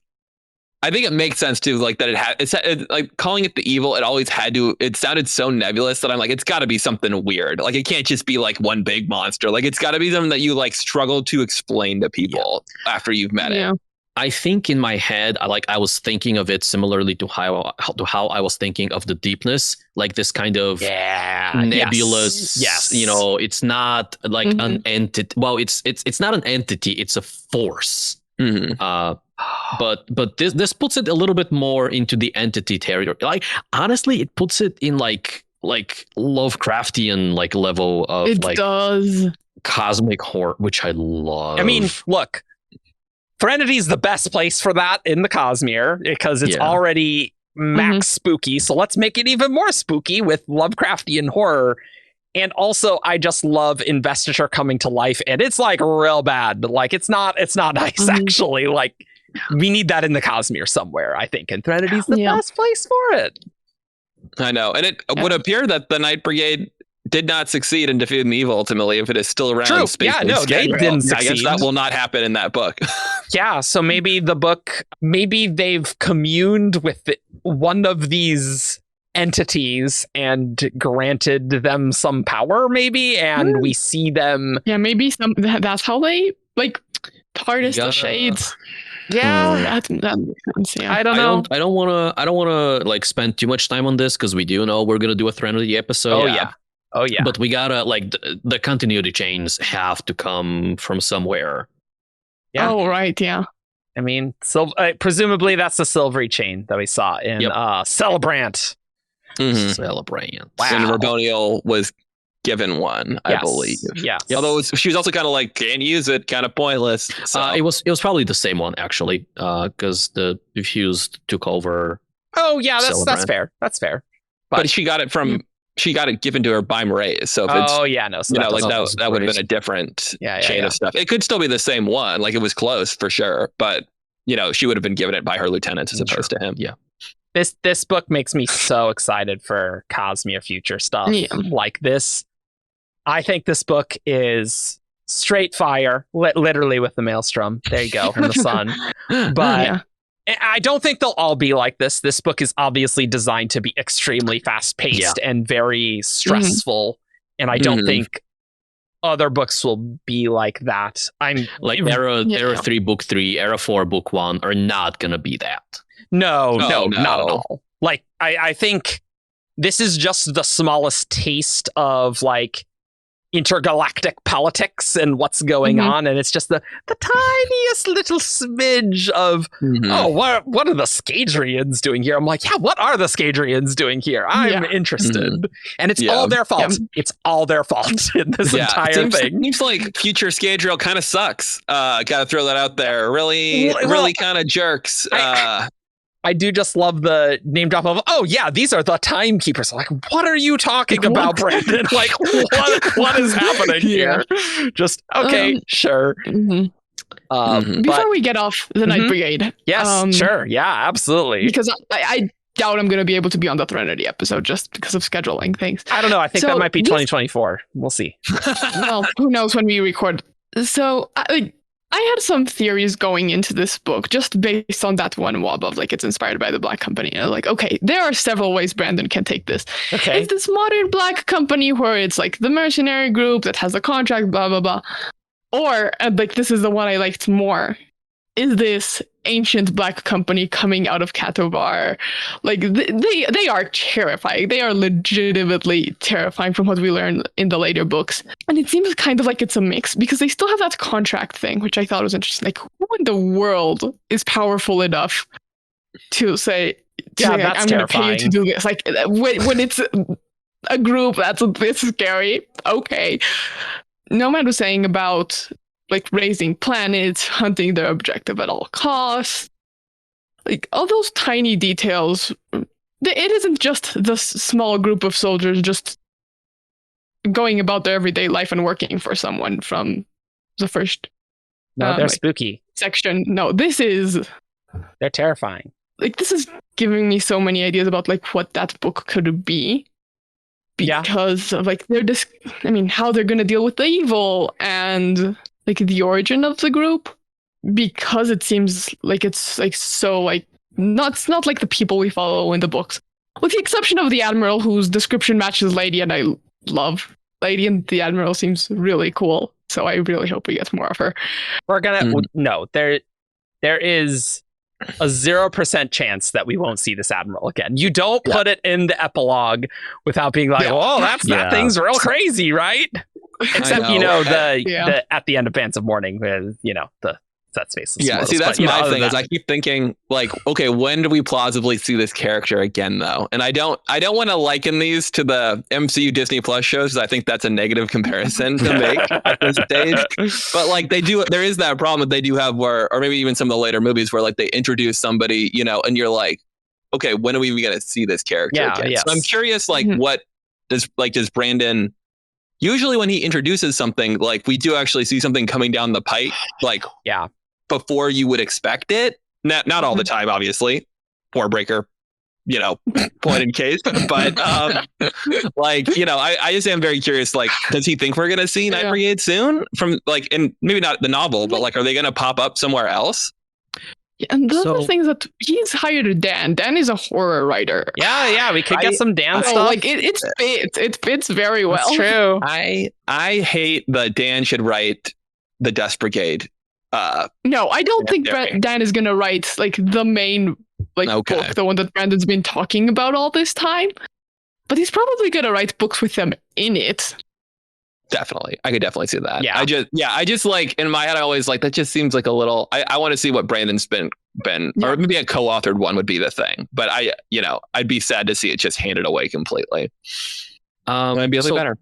Brandon has been talking about how Zellion has for a long time been a character in his head. True. Like, yes. This book is kind of a little bit of out of nowhere. Like, this was not a planned Cosmere story, but like Zellion has a role in the future of the Cosmere. Yeah, certainly. And so that has to come up somewhere, right? Maybe it's Era 4, right? Yeah, could be. And that feels like a good place to like catch up with the Admiral and with the Night Brigade again. In 2060, Argent? That's Ish. when we're going to catch. Ish. I don't want to think about that too much. It's just so far away. Like, that's decades. It's the opposite of what I was hoping for. But like, honestly, I kind of personally, since I know you're skeptical of the Admiral being the original one, I kind of disagree. I think we'll see them before that, maybe at an earlier stage before they've got spaceships. But I don't think we're going to have to wait for future Cosmere to see the Night or the Dusk Brigade again.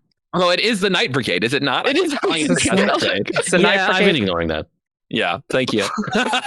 It's just crazy how Brandon put 3 Cosmere secret projects that are all in the space age where there's spaceships. Like, that is not what I pegged for these 3 Cosmere books. And I think it makes... I think Brandon is excited for space age Cosmere stuff. He's like, that's pretty sweet. Yeah. And... this is the way I can do it. And hey, isn't that cool, guys? And yes, it's cool. I like it. Yeah. Well, I mean, like, look at, he's written 3 space age Cosmere novels. He tried to write a 4th that was whatever, Kingmaker. He's got the short story. Yeah. 6 of the Dusk too. Yep. And, Skyward was originally also supposed to be future Cosmere, but then he pulled out because he couldn't make it work. And so like, he is just straining with every writing muscle he has to not write future Cosmere yet. You guys need some Stormlight back half in Era 3. It's like, I just want to write the spaceships and them fighting. He's like, I'll just write like 15 novels about backwater planets to build up the world of the future Cosmere. So later I can go, Canonical, and I'll go, my God. To get it out of his system. We know what Brandon is like when he's been like world building stuff and really wants to talk about it. Come, Aethers and the Dragons recently. Yeah, maybe dragon stuff's coming up soon. Yep. Yeah. Could be. Yeah. Stay tuned for our next episode on WoBs, where you'll get to hear about dragons, and then we'll probably have Sunlit Man lore episodes after that.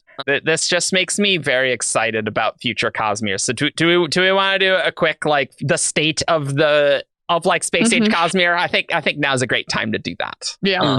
I think if anybody is, I think a lot of things we are feeling have come out that were revealed in the 6 of the Dusk Part 2 story with this novel. If anybody is still avoiding information about that, we're probably going to touch on it at least. We might touch it on a bit. But if you want to skip this section, that's fine. Cool. So let's talk about the space age. So it's very clear that Scadrial does not like Roshar at all, and we do know.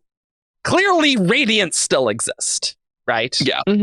Because they're immediately worried, hey, did you speak the oaths? So that we know, post-Stormlight, they exist. Yeah, and it almost seems like, because of that it's specifically like a Radiant Scadrial conflict a little Maybe. bit. They're okay. They're not, he's like, oh, you're a Rasharan, but they're like, did you speak any oaths? Like like that's what they're asking about. They're okay with him having a shard blade as a mercenary potentially. I think because I believe he mentions that to them that he has a dead blade. Yes. He implied. I mean, he says he's unoathed, so and he does have a blade. So I find that interesting. I guess let's stay on that for a moment. Sure. I guess that implies some level of like. So I think we've known for a long time that the conflict between Scadrial and Roshar was going to be kind of essentially the conflict of the Cosmere, right? Yeah. You have these two factions which are, maybe warring, maybe just in a Cold War type of situation. War. Yeah. And we've also known that Scadrial's faction was going to be the more like technological one, and then Roshar was going to be the more magical one. Yeah. Really Roshar's the Magitech one. Scadrial, like they have magic, but it's a lot more of like it's the modern tech. They have the spaceships. Well, like Roshar might have spaceships too, but they just go both. Like it just seems like their spaceship in Six of the Dusk that was magic. Like they had a metal plate they were pushing off of. Sure. Yeah, but no. It absolutely is, right. But it's more technological than more technology being fueled by magic as opposed to just straight up magic, right? But I just felt that Roshar's gonna have Fabrials. Like they're gonna have Fabrial spaceships. Like is that different than Scadrian's building? Metallic art spaceship. So I don't know if they're gonna have Fabrial spaceships. I firmly believe it. I think they might move around with like Else calling and stuff. Oh, and you still no, because they're gonna have space battles, Argent. I firmly disagree. They have that. There has to be space battles. There has to be space battles. Okay, so fine, whatever. Regardless, it doesn't need to be like 100% technology and 100% science, right? It can be like there can be gradients, right? Why am I talking about this? I don't know. Because, that's a great question. So radiance, whether they stay in the current form or change in some capacity, are probably going to be aligned with like the official Rosharan faction. Yeah. So like there's like I don't want to say they're like an arm of the government, right? Or they're subjects to the government, but like there is an implication here that a Radiant means official Rosharan business. And if you are not bonded, if you're not oathed, maybe you are, maybe you aren't, right? Mm-hmm. Yeah, I buy that for sure. You're an outsider to the conflict in some way, at least potentially. Potentially, yeah. Mm-hmm. So I guess what I was driving at is that's maybe concerning for the future of Roshar and the future of the Knights Radiant. Oh yeah. Also, with like the deal that Downer made at the end of Rhythm of War. Yeah, but that deal doesn't buy him the loyalty of the Radiants. Like that's specifically something called out. As Downer says, I can't make the Radiants follow you. You just get me. True. And yes, but also a lot of the Radiants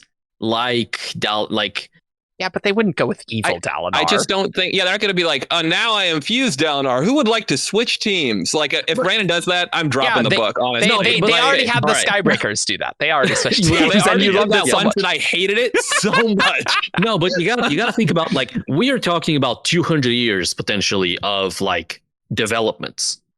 Yeah, sure. There's a lot that can like slowly build up, and the radiance of now wouldn't, but the radiance of 200 years in the future could. Sure. Yeah.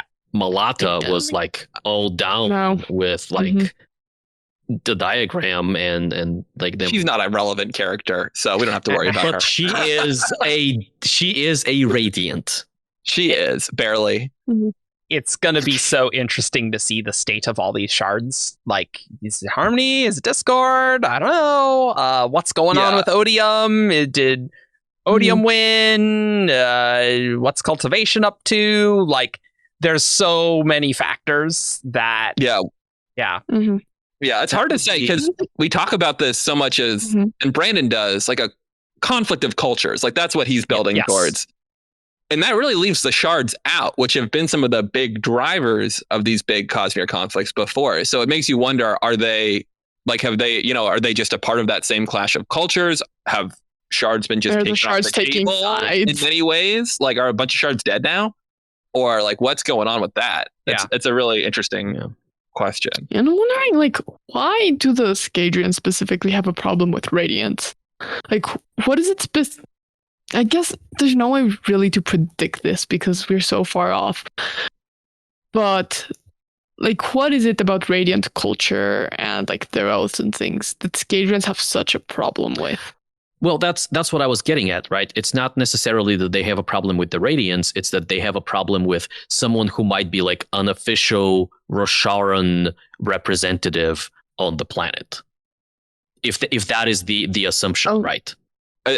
Just Maybe ask a clarifying question. So like you're basically saying that like the Radiants are an arm of what I'm going to call a one world Rosharan government at this point or whatever. Sure. Yeah.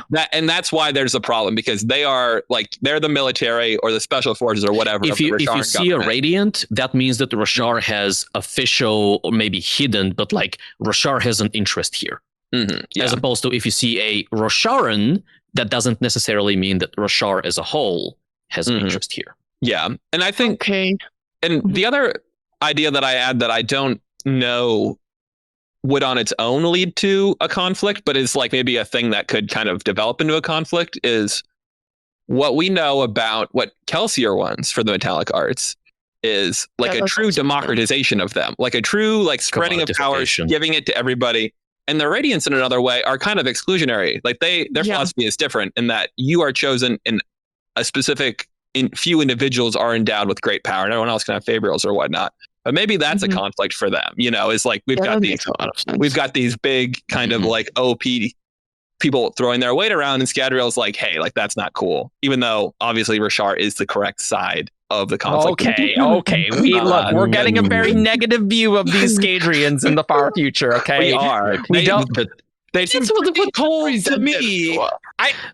I'm just saying we're going to have Mistborn protagonists, and if it's Mistborn era 4, right? Like I don't know. Maybe Brandon's going to have the point of view of the villains. Maybe we're going to shake things up a little bit. I mean, look, I would love that to be honest, but yeah, like Roshar's whole thing, right, is these powers. Yeah, we can't have surge binding blow up another planet, so we're restricting them with these oaths and. That's why the honor blades are dangerous, right? So, we're not allowed to do that. And maybe Kelsier is like, hey, but what if we try and give surge binding to everyone? And Roshar's like, that could be the other thing. That's a good point. Like, that's actually a really bad idea. And we're definitely not doing that, guys. That ended up poorly for our last planet. Yeah, I mean, he's trying to make a bunch of Lord Rulers. And they're like, whoa. Like... That is too far. Yeah, I mean, that could be it. I imagine there's a bit of a magical arms race, right? Mm-hmm. And also the short thing on arms race. Sure seems like the Southerners are doing great. In future schedules, like, it's just you don't speak Malwish? Are you kidding me? Yeah. Okay. Okay. So yeah. Can you speak? What was it? Can you speak like a civilized language? So and the people in the Six of the Dust previews also had some Malwish vibes. They were saying no masks. There were some things that make you think that maybe the Northerners don't win this Cold War, which would be kind of fun. That's crazy. Yeah. So maybe it's gonna be interesting. Maybe we're gonna see the point of view of the rebel Northerners versus the maybe the Malwish are the evil ones in the space age. I don't know. Look. There's a lot of places for this to go, but it's kind of too early to predict anything. Yeah, all I want to say is just throw out that we've seen Scadrians put colonial influence on First of the Sun in a pretty rough way, and now we see them inciting conflict secretly on another lesser developed planet from an installation embedded within the planet, and just ultimately creating conditions for an Anti-Scadrian to rule a government where he kills people to further his own power, and they don't really see any problems with that. So we've seen that's some two very strong negatives for future Scadrial, and future Roshar has nothing like that. Nothing that we know about. All right. Let's talk about this. So, Roshar also has a presence in Sixth of the Dusk sequel. They offer a marginally better deal to the locals. Sounds good. A marginally better deal is better than no deal. They're like, hey, so these other guys were like, we'll take all your birds.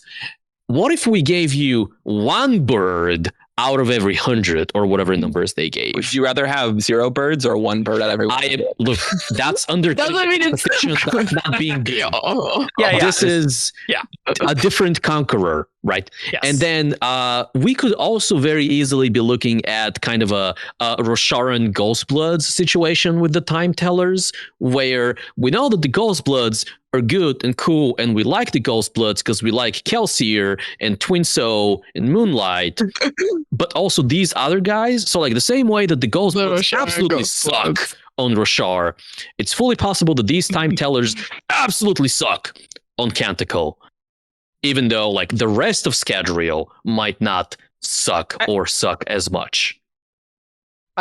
I also just want to point out that yes, we've seen these Scadrians being bad, for sure. But, like, I think we will see both of these cultures, and they'll both be bad in their own ways, in different ways.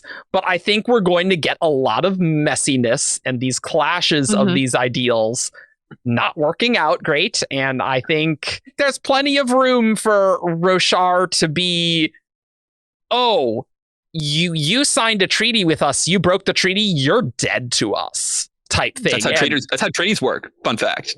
Well, yeah, but sure, but like you could imagine like a situation where like a Rosharan meets like a guy, maybe not in charge, right? And Rosharans absolutely go overboard because that guy that they met broke an oath and is just like, okay, well, screw this planet. Like they don't believe in honor and stuff. Like, maybe, I don't know.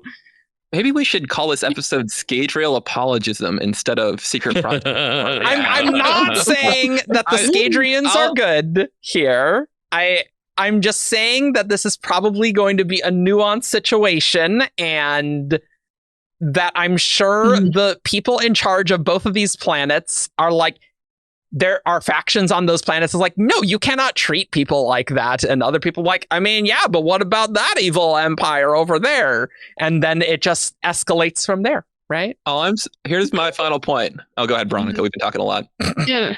No, I'm kind of assuming that, like, regardless of the side we are on this conflict, like both Scadrial, I mean, we've seen Scadrial already doing this, but Roshar will also like be a colonial power. And so it's going to be really interesting how Brandon is going to handle colonialism on like both sides of this conflict, because a lot of times like we see just like the colonialists and the colonizers, and that's it.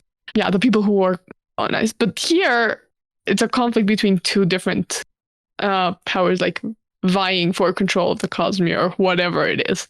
And they're both like have these characteristics of like going other places and wanting to like get them on their side, either it be by force or like the deals that Argent was talking about earlier, or whatever it is. So I don't know, it's going to be interesting because it's not a theme Brandon has touched on much so far, because his books tend to be like so insular, like in a city or in a country, in a community. He hasn't really gotten to the like truly like worldwide conflict with cultures clashing and everything going wrong, kind of like Wheel of Time style, like that pitch that RJ gave for Wheel of Time, like cultures clash, things change, deal with it. Brandon hasn't gotten there. It's been very like, okay, these people are facing this problem, and will it have world implications? Yes, like I mean, Miss Bornero one, you know, like Cassandra had implications for all of Scadrial. But he is dealing with people from different cultures, like trying to figure out the same problem. You know, events are driven by characters, not by larger societal forces. A lot of the times, that's for sure true. Yeah. Here's my final pitch on this. We know exactly one law that exists in the future Cosmere, and it is that you don't mess with people who have not developed spaceflight yet. You let them develop it. We learned that from Six of the Dusk. We have seen Scadrial twice now break that rule and inadvertently give technology to these people they should not have. In one case, obviously, so that they can be taken over and destroyed. The second thing, this will obviously be sides. There'll be sides. There'll be good arguments for both sides. Time to lay down your chips right now on which side. Team Rashar, the symbol of the victors. Look, I'm also wearing the shirt, but I just want to point out here that he kind of looked like Void Light within that Six of the Dusk preview thing. Like maybe Odium is ruling these Radiants. Is all I'm saying. Odium's got to be brought in somehow. It's gonna happen. We've got to resolve that conflict. I'm just saying how. It might be a little. The Radiants might not be as so nice as these Radiants right now, and it might be a little different. And they've got oaths. These Scadrians can do whatever they want. You can't do a bad thing if you're following an oath, Eric. We've learned that from Dawnshard. Oh yeah, nothing ever bad happens from following an oath. I think I've done this rant on Shardcast. I had to say it to you. yeah, and so I'm just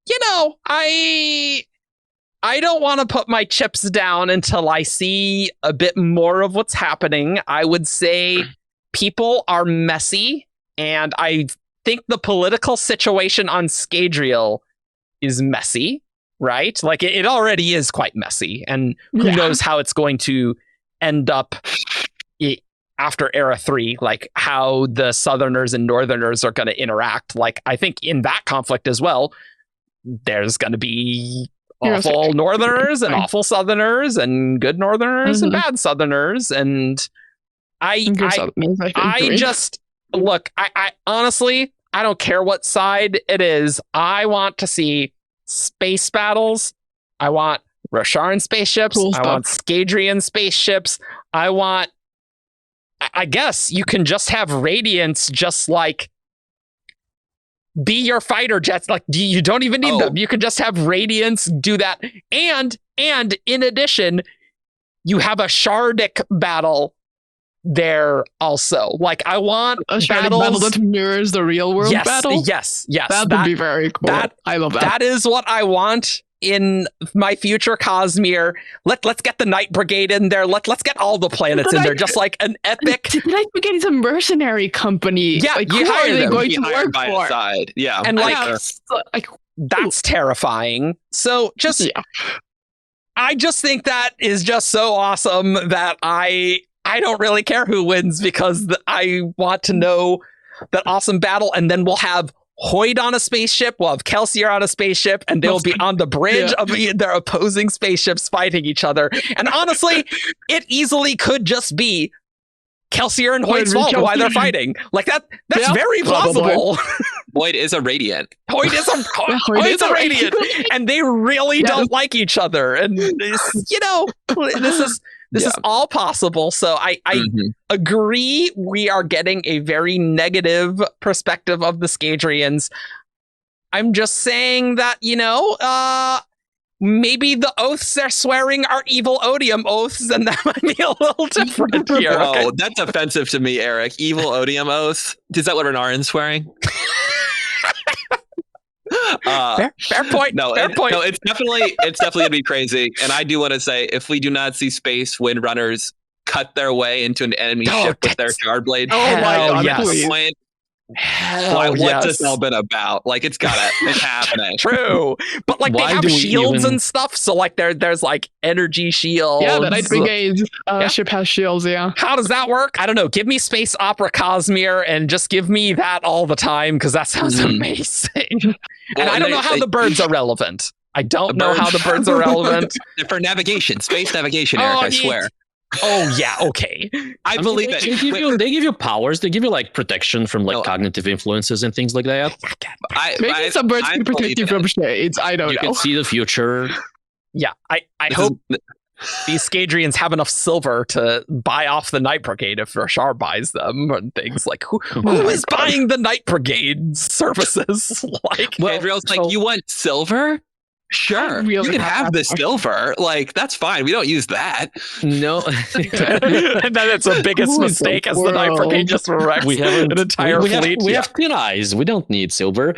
Well, so notably, the Night Brigade is after Nomad, not because of a contract. They are after him because Dawnshard. Yeah, that's true. But still, that contract. And they don't scary. want people to know why they're going after this guy.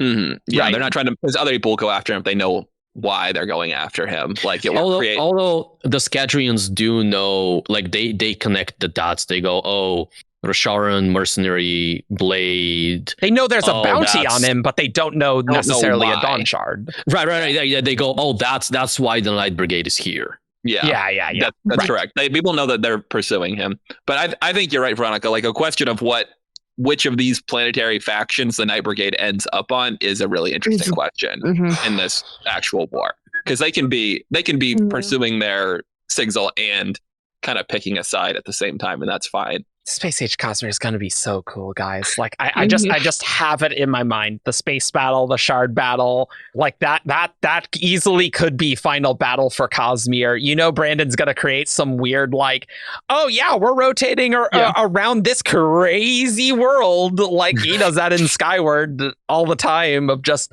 crazy space stuff. And now it's going to be crazy Cosmere space stuff of just, Brandon's going to make it so cool. He's getting practice writing space things with Skyward, and that's good. That is good. Everybody go for a quick little jog after this so we can make it to the 2040s. Keep those hearts healthy. Oh no.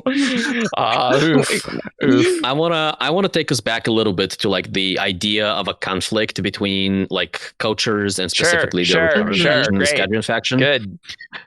One thing that I like there from a thematic standpoint is the idea of where the power lies. And we talked about this briefly, but something that I remembered that I also think is interesting is when Chris talks about these two planets in her essays in Arcanum Unbounded. Okay. She talks about, and I don't remember. I think it's in the Rasharan one where she's like, "Oh, people have access to an unprecedented amount of power, essentially outside of like the short bursts that we see on Scadrio." Or it could have been the Scadrian essay that essentially says the same thing but like flips it around, right? But the idea is, historically speaking, Scadrio is the place where every now and then you have someone like an individual with godlike powers show up and do incredible things. Everything. And then Rashar is the place where many people have, they're not quite up there in terms of power, but like they get powers.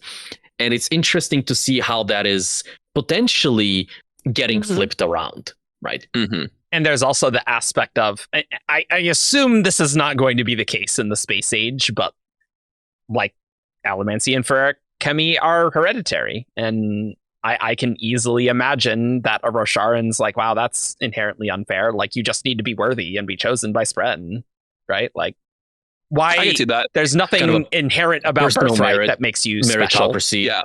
Mm-hmm. Well, right. You could also make it like I'm sure it will be if Brandon is, forgive me for saying these words, flirting with the idea of cyberpunk Mistborn. You could see like income inequality Scadrial, where like for sure. like the wealthy have got a ton of powers, and like you're poor, you're a southerner who's trying to just fill up your warmth mine so you don't freeze to death in 60-degree weather, like it's. If they're going to resolve that, maybe it's going to be weird forever. I don't really know, but it's a good question for sure. Yeah, we'll see. It is notable that like the one scientist lady on the ship did have access to technological steel push. She had a bracelet. Yeah. Right. Yeah, like I assume it's going to become very widespread on Scadrial, right? Like ability to have these powers, especially when we have spaceships and stuff. So, but that said, like obviously the people who have access to spaceships are not the average people on Scadrial, right? Right. Necessarily, but yeah, I do think just talking about other space age stuff, we are between this and Tress, like seeing a pattern in which it seems like we're going to have like semi-sentient ships or like personalities that inhabit our future ships too, between Ceslo and this awakened steel mind. Question mark. Put a cap on it. Yeah, we'll definitely talk about that.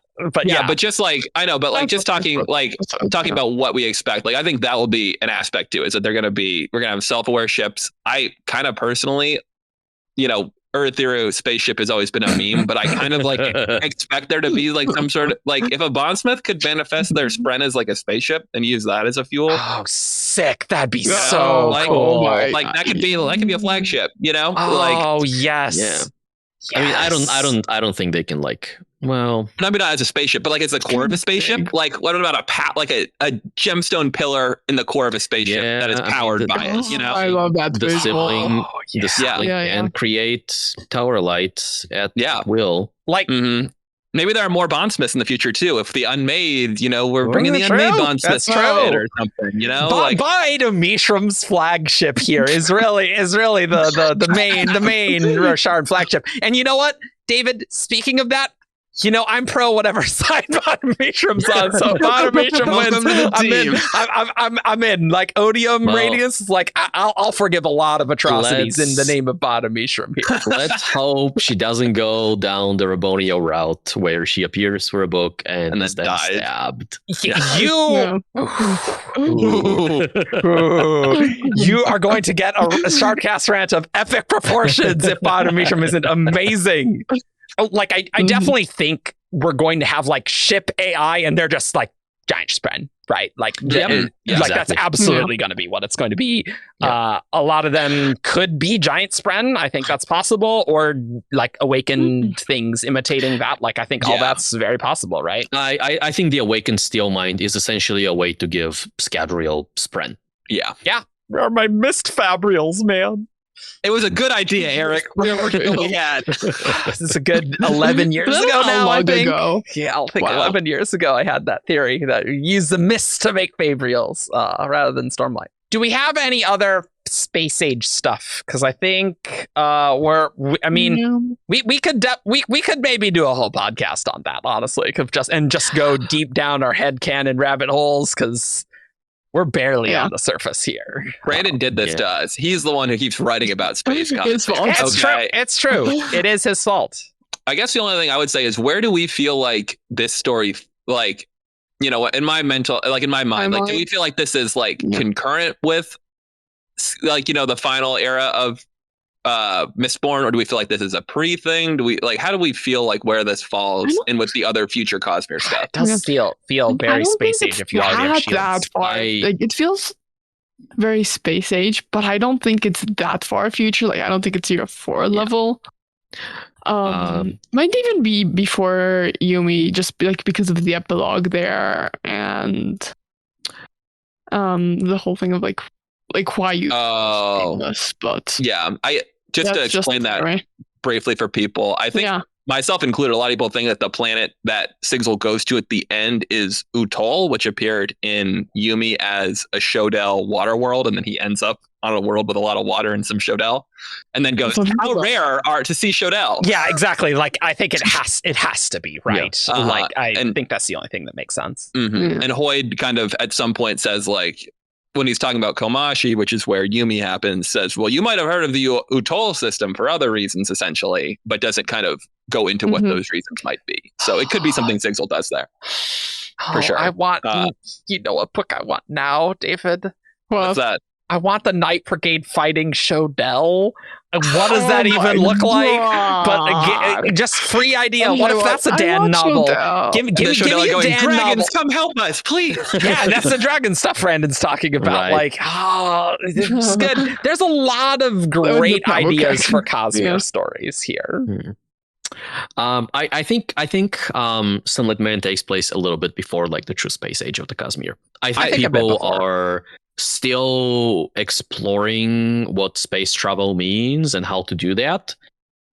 So I am putting that like a few decades to a century before Era 4. Yeah, sure. Yeah, I would agree, because I think to me it feels like the like when he's talking to them, like it feels like there's tension between Scadrial and Roshar, but it's not fully bloomed yet. But like when you see Six of Dusk, in my opinion, that feels very much like if they're not already at war, like they are like the momentum is built. They are heading towards it very quickly. It's massive Cold War. We're getting close to it. Yeah. Yeah. The other question is like, if people are just dabbling in like space age stuff at this point, just like heading there, what does it mean that the Night Brigade has like these many like capabilities, like their ship with shields, and it feels like so futuristic.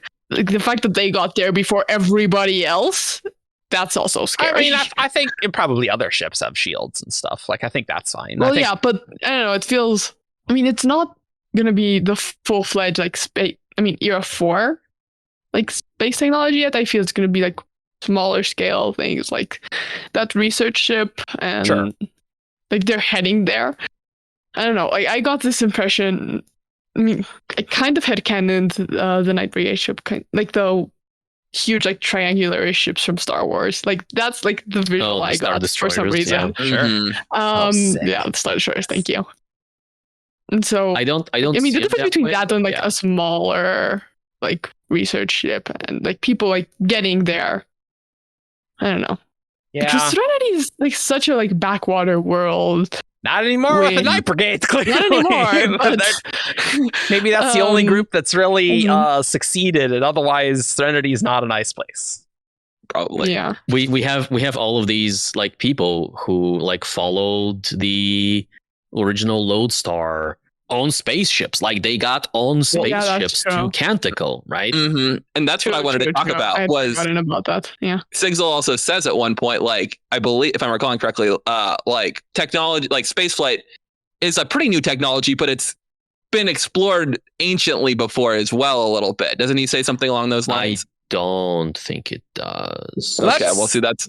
And I don't even think this is like something that was in an earlier draft that we are pulling back. Oh, I definitely remember this.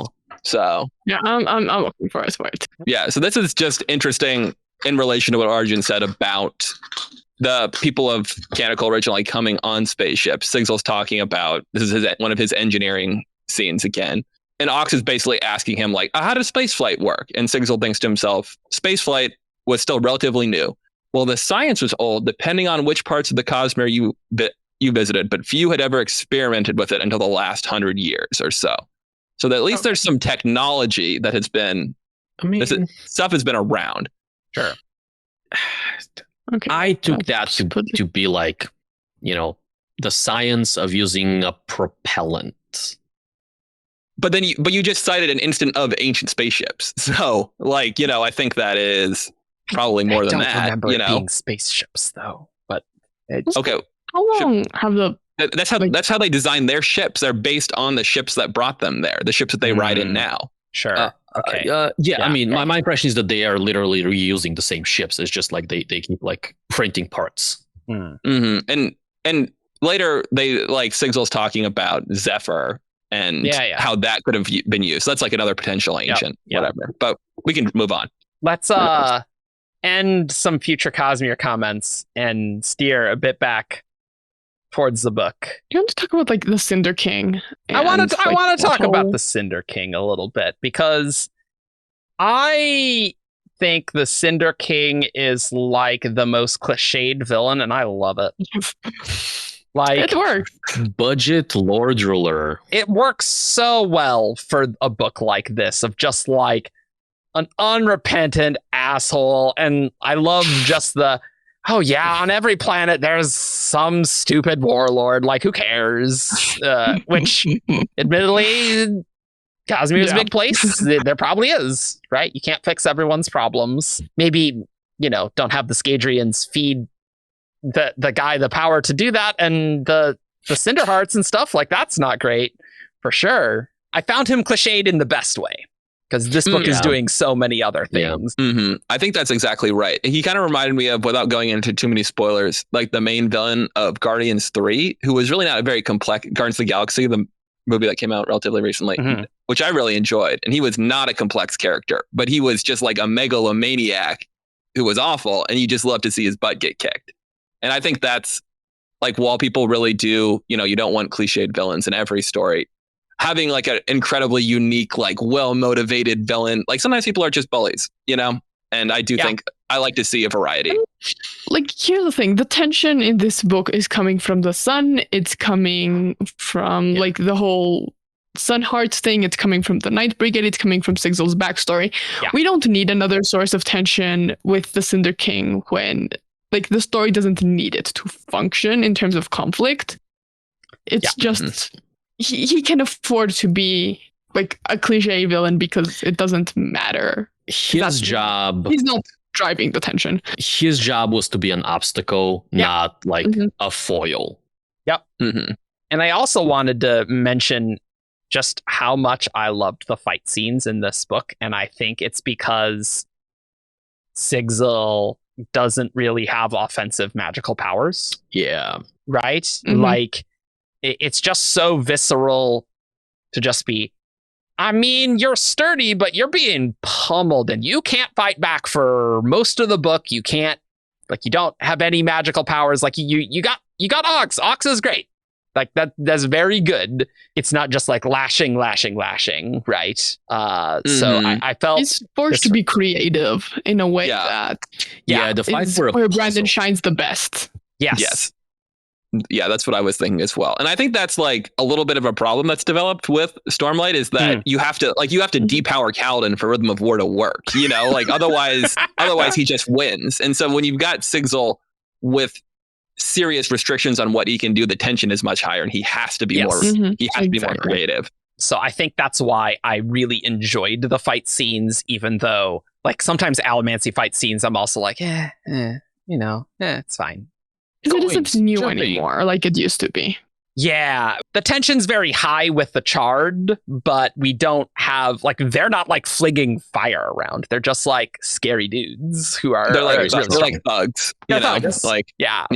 I really enjoyed that here, and but it was also very cool when Sigzil was fully powered just for a bit. And I love the line. It's like, oh, you haven't seen Shardblade in action. Well, don't worry about that too much. But like, it's not invulnerable, right? So I loved that interplay there. Just the right amount of magic to make the fight scenes really good and stressful. So good on Brandon, because it really is becoming a problem, I think, in the Cosmere. So I'm interested to see how it progresses. Things with like the powers Brandon has chosen so far to depict fights is that so many of them like involve flying and like it's cool and everything. He loves flying, but like not being able to fly is gonna, in its own way, it's gonna give you limitations that loves limitations. are gonna make you be like more creative, like with your fight scene. So that's part of my like I'm really excited for like the back half of Stormlight, seeing other magics. Like, the main characters are from other orders that don't have that ability, and they have some things we haven't seen before. Division starting there, which he did. Sigzil is a Windrunner, and he not a Windrunner, a Skybreaker, and he doesn't even like really use Division here either. No Division for you. A lot of those things are going to be really interesting to see because we haven't gotten the chance to see them yet in Stormlight because so much has been Kaladin and the Windrunners, and it's more similar to like steel pushing, like these other magic systems Brandon has where people fly. Yeah, like it'll be cool to see like a stone ward, like, you know, you can probably move pretty fast with that if you wanted to across a landscape, or more time with the edge dancers. Like there are other cool like ways that we're gonna see. Else calling. Else calling is gonna be fun. We all know tension is gonna be so boring. I wish I could disagree. The cloths are so stiff. I'm just like, you could use a cloth as a shield, which will help you when you're wearing shard plate. Sure, great, awesome, and have a shard blade. Make a knife out of a piece of cloth with your shard blade. It's so sharp. Yeah, I just want to see more variety, but I was just surprised how much I enjoyed the fight scenes in this book. And I think the pacing helped, of just every chapter break being like, well, I got to read the next chapter now, which would get exhausting in a bigger book, but like, I think it is just right here. Yeah, I think before we reach our final end stage here, the main thing that I'm wondering what you all think is, where is Zellian heading next? Like, what's next for his story?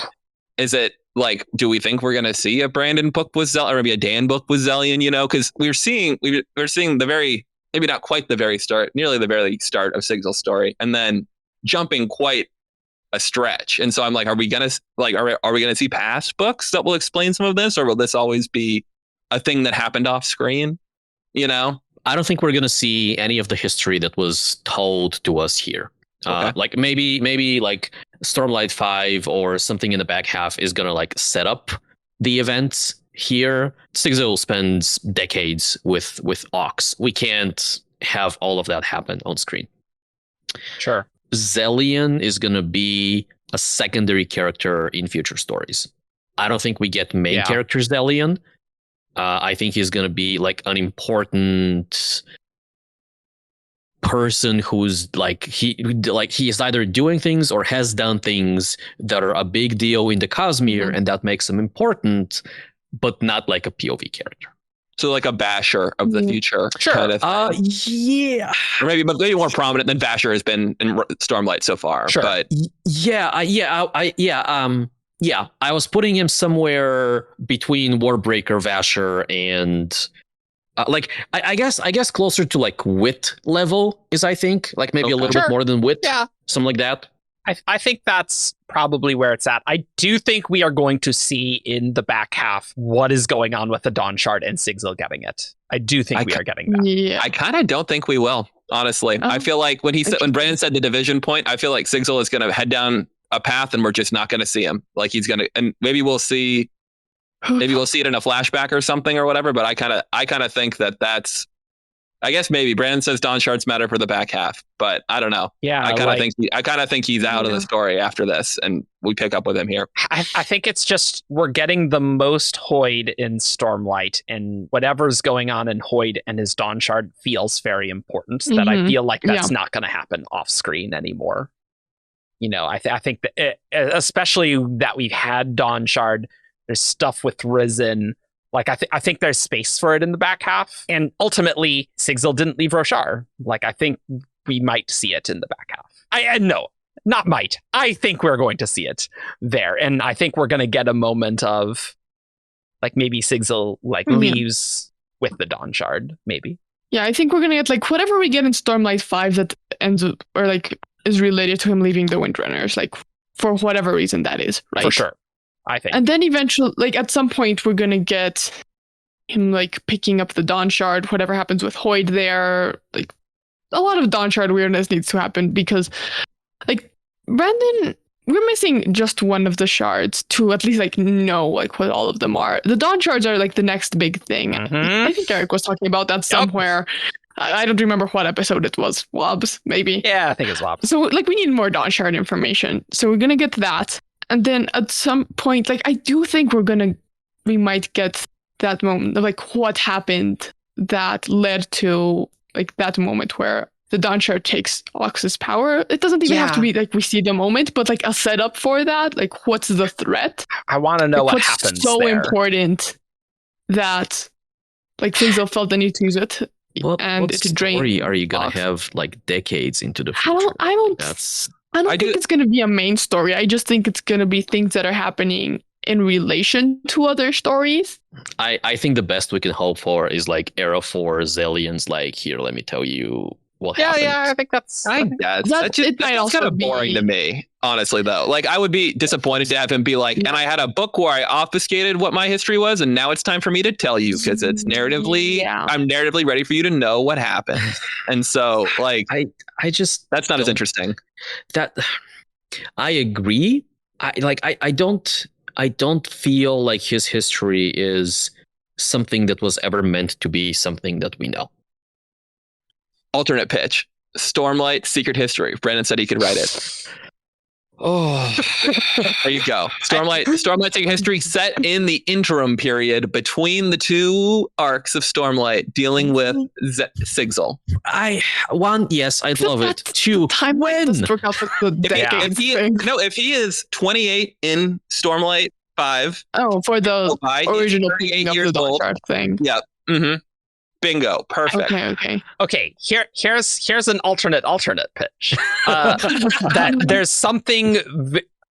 I think we're going to see the very dangerous thing that's happening on Roshar that Hoyd's like, oh man, this Dawnshard, we got to get out of here. And I think Stormlight could be a good place And Brandon wants to be vague now because, what's happening in back half. It's a reveal of the back half. And Hoyd's like, you saved the Cosmere. And I want that moment to be like, yeah, maybe that was the right thing to do, even though we know, oh man, that turned out really badly. Right? Like, I think that's going to be a really interesting interplay. And I think that's why I want to see it in the back half. Right? Yeah. I could see that. Definitely more confident in getting like why Sigzil picks up the Dawnshard in the first place than I am in getting like the Ox moment. Yes. I love the Ox moment because I'm very curious about it, but it doesn't fit narratively as well into what we know of the Cosmere so far. So that might be a flashback or whatever later on. I would eventually like to know that Ox moment, but I think what is going on with the Dawnshard and him getting the Dawnshard, and I think it doesn't need to be given back to Hoyd. But like what is going on with that Dawnshard will absolutely matter. Like there's no way it can't, right? Yeah. In the Cosmere. I think at the end of the day, I struggle to imagine that I would be satisfied with an explanation for how Sigzil like ends up becoming a Skybreaker and like, going down this whole path that would be delivered in like some exposition in another story. So I think we're going to see more of it somehow. I don't know. That'll be a lot. Brandon has told stories where he jumps multiple years, which is why I brought up Secret History. You don't have to see every single intervening moment. Yeah. And I think that I do feel like we will see at least one other like Sigzil standalone, whether it's another novel or a short story, if Brandon can work it in. I think he'd like to. I think he enjoys his character, and he talks about how he envisions a character that jumping to multiple worlds. In his mind for a long time. So I think we see at least one more novel. I'm going to throw that out there. That'll be a long time, but I just don't think his past matters. I don't think it has to be the past. It could be the future too. I think like further down the line. Oh, his past matters. I think we could easily get a thing where we get a lot of Zellion as like sort of a shy figure in Lost Metal, where like he's a very prominent POV. Okay. I don't know if we're going to get a solo thing. And Brandon's end note is like, I don't know. If we're going to see Zellion again. We're definitely going to see him like, we're going to see Zellion again, but we might not get a Zellion book. Right. POV, yeah. But I can definitely see him in Era 4 being like that conflict with Hoyd and Zellion becoming even more prominent. Yeah, and like the question really is like what happened to the other two Dawnshards, because presumably we have Risen, we have this one, like there's still two missing. Yeah. And how do they all interact? That's going to be a big question in the future. Like, why is it that Brigade only chasing him, and like why not the other two? Well, we don't know that they're only chasing him. We don't know they're only chasing him, but like what's the interaction there with the other two? Like, is this the Dawnshard that's different from the others? Is this like, what does that even mean? The most like vague whatever. What is different than what? And he did that so long ago. That is an ancient WoB before we even understood what a Dawnshard was. Yeah. Look. Remember when there was a Way of Kings like epigraph that was, taking up the Dawnshard and ascending the steps to like whatever. Known to bind any creature voidish or mortal. Yeah. Oh yeah. No, I remember forum days of just like me rolling around being like, just so you know, honor blades are the swords. These are not the Dawnshards or something else. People be like, no, I think they're the same thing. And just like then later it's like they're not the same guys, actually. They're definitely not. There was an argument made that I wasn't clearly right at the time, but like, it's fond memories for sure. Pre-Words of Radiance time. Good old 2010 lore. 2010 through 2012. It's going to be really funny, like thinking back on these secret projects, like years, maybe decades from now, and how much we learned, like in the span of this 1 year. Maybe Zellion's going to be on an Aether book, worlds. Like he's going to be joining Twin Soul to go on the Aether planet or some weird crap. Like, and I could be wrong. There might not be another novel, but I think you're right, Eric. We're going to see him again before Space Age Cosmere. He's coming. He's going to crop up again. He can literally show up anywhere. That is what this book sets up, right? Like you see him appear, and because we've read Sunlit Man, you just think, oh no, is the Night Brigade just gonna show up and wreck everyone? Because that could be a really cool thing in a book where you don't. We know that this horrible thing is gonna happen, but the characters are like, man, Zellion, it's probably fine. And Zellion's like, no, it's not. It's not. It absolutely isn't. Yeah. Like, we're more the perspective of the Beaconites. Yeah. Where it's like, yeah, it's fine. Who's this guy? It's a new star. Yeah. that was funny. Yeah. Rebecca was like, we'll help you fight them. Like, no. No. That's very sweet of you to say, sweetie. Pat. But also maybe don't mess with the intergalactic mercenaries. Also, would it be really fun to get like this story like from the perspective of the Night Brigade chasing him, like not only their origin, but like how they see. It's just we have so much to do in Threnody. I don't know, but I want to just give a shout to Brandon's lovely end note about the Cosmere readers. I thought, how is Brandon so good at like just writing these heartfelt things that is like, that's really sweet, Brandon. Stop it. It's like you're a good writer or something. And the dedication, by the way. And the dedication. I love the dedication. Because, I mean, at least to me, it feels like this is the book for me. So it's like, oh, that's really sweet. In 20 years, we'll be like, and this new Zellion story on Shardcast. It's like, oh boy. And now everyone who's a Cosmere fan can plausibly say that Brandon dedicated a book to them. True. So True. You know, Correct. Pretty big feather in all our caps. That's right. Yeah. Famously, anyone Brandon dedicates a book to gets a sword. And we got. And so we did. We did. Oh man, it is fun to have that in hand. It's a cool little thing. Here, if you're not part of the like Year of Sanderson thing, and you managed to avoid seeing that, here's my unboxing's ruined, Evgeni. Rib. Oh, we've that's the one item we've known is gonna be. That is true. I did know about that. Yeah, that's true. I do love that. Oh, also, I guess one last thing. What do you guys think of the art? Like the art in the book, because it's a little sketchy. I mean that very, very deliberately, but I kind of digged the sketchy style for that. Like, I thought it worked really nice, actually. It isn't my favorite of the Secret Project art. Like, I mean, of the main one. But also, it like Trust has these fairy tale vibes, and fairy tales have famously always been like illustrated with these like gorgeous illuminations, like all these things. So it was gonna have like Howard Lyon's art style fits that really well. So Yumi is the art book. Of course, it was gonna have. It's gonna have the best art. We all knew it's gonna have the best art. This one, like, it wasn't meant to be that, and we got to the art because it was part of like the idea of the Secret Project. So I think it really fit with like what this book was in terms of like tension and the way it was presented to us. Mm-hmm. But the pictures I've seen of the physical book are gorgeous. I'm the so sprayed excited. black edges, the cover.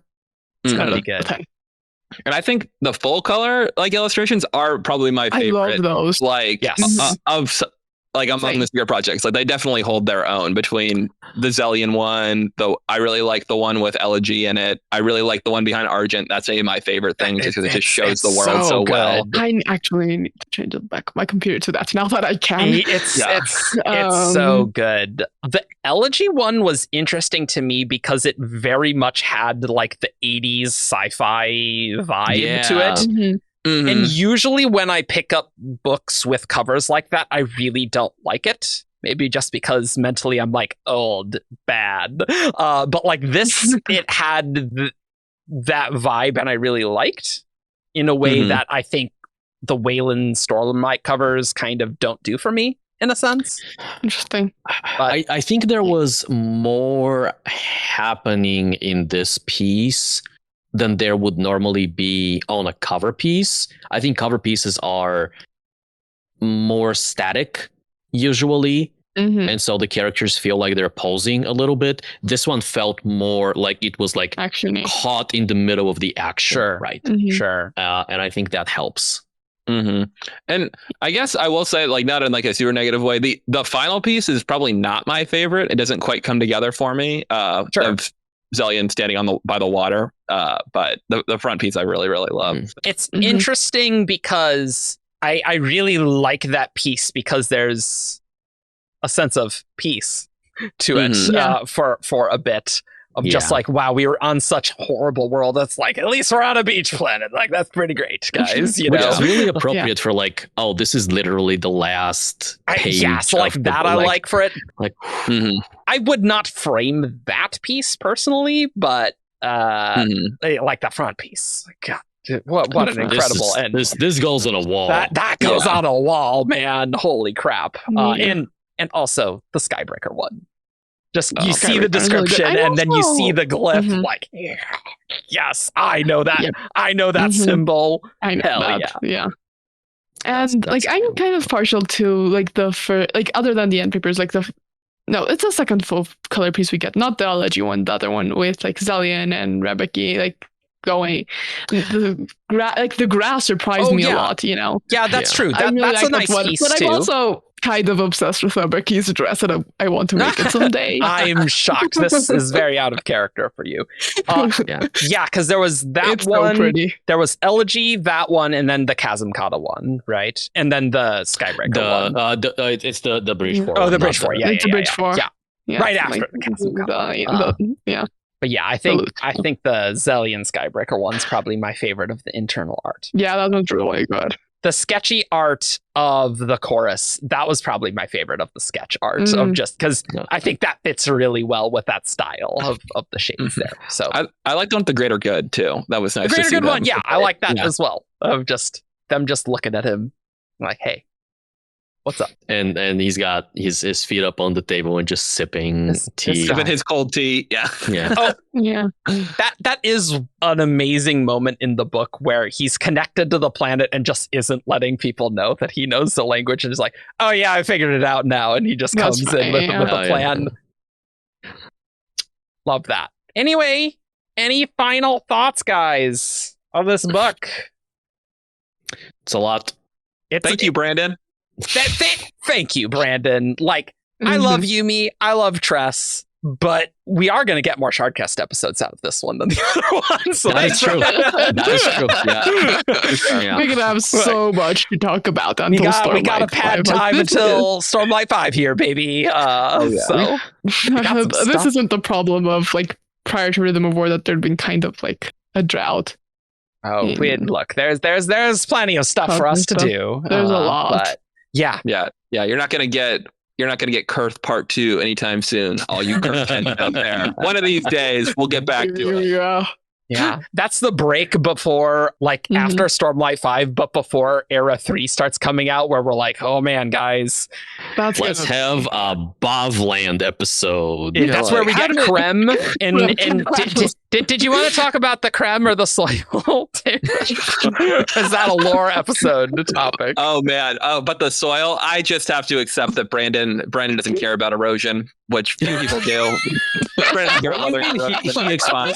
cares. The continent erodes on the eastern side, and I have come up with like a pseudo explanation in my mind for how it might work, and I just don't put too much pressure on it. But the other fact is that it's only been 10,000 years. That continent's got eroded basically nothing at all. Yeah. So we don't have to worry about the continent moving. I was referring to the soil on Canticle, but the soil on Canticle. How is that happening, folks? It's solid rock.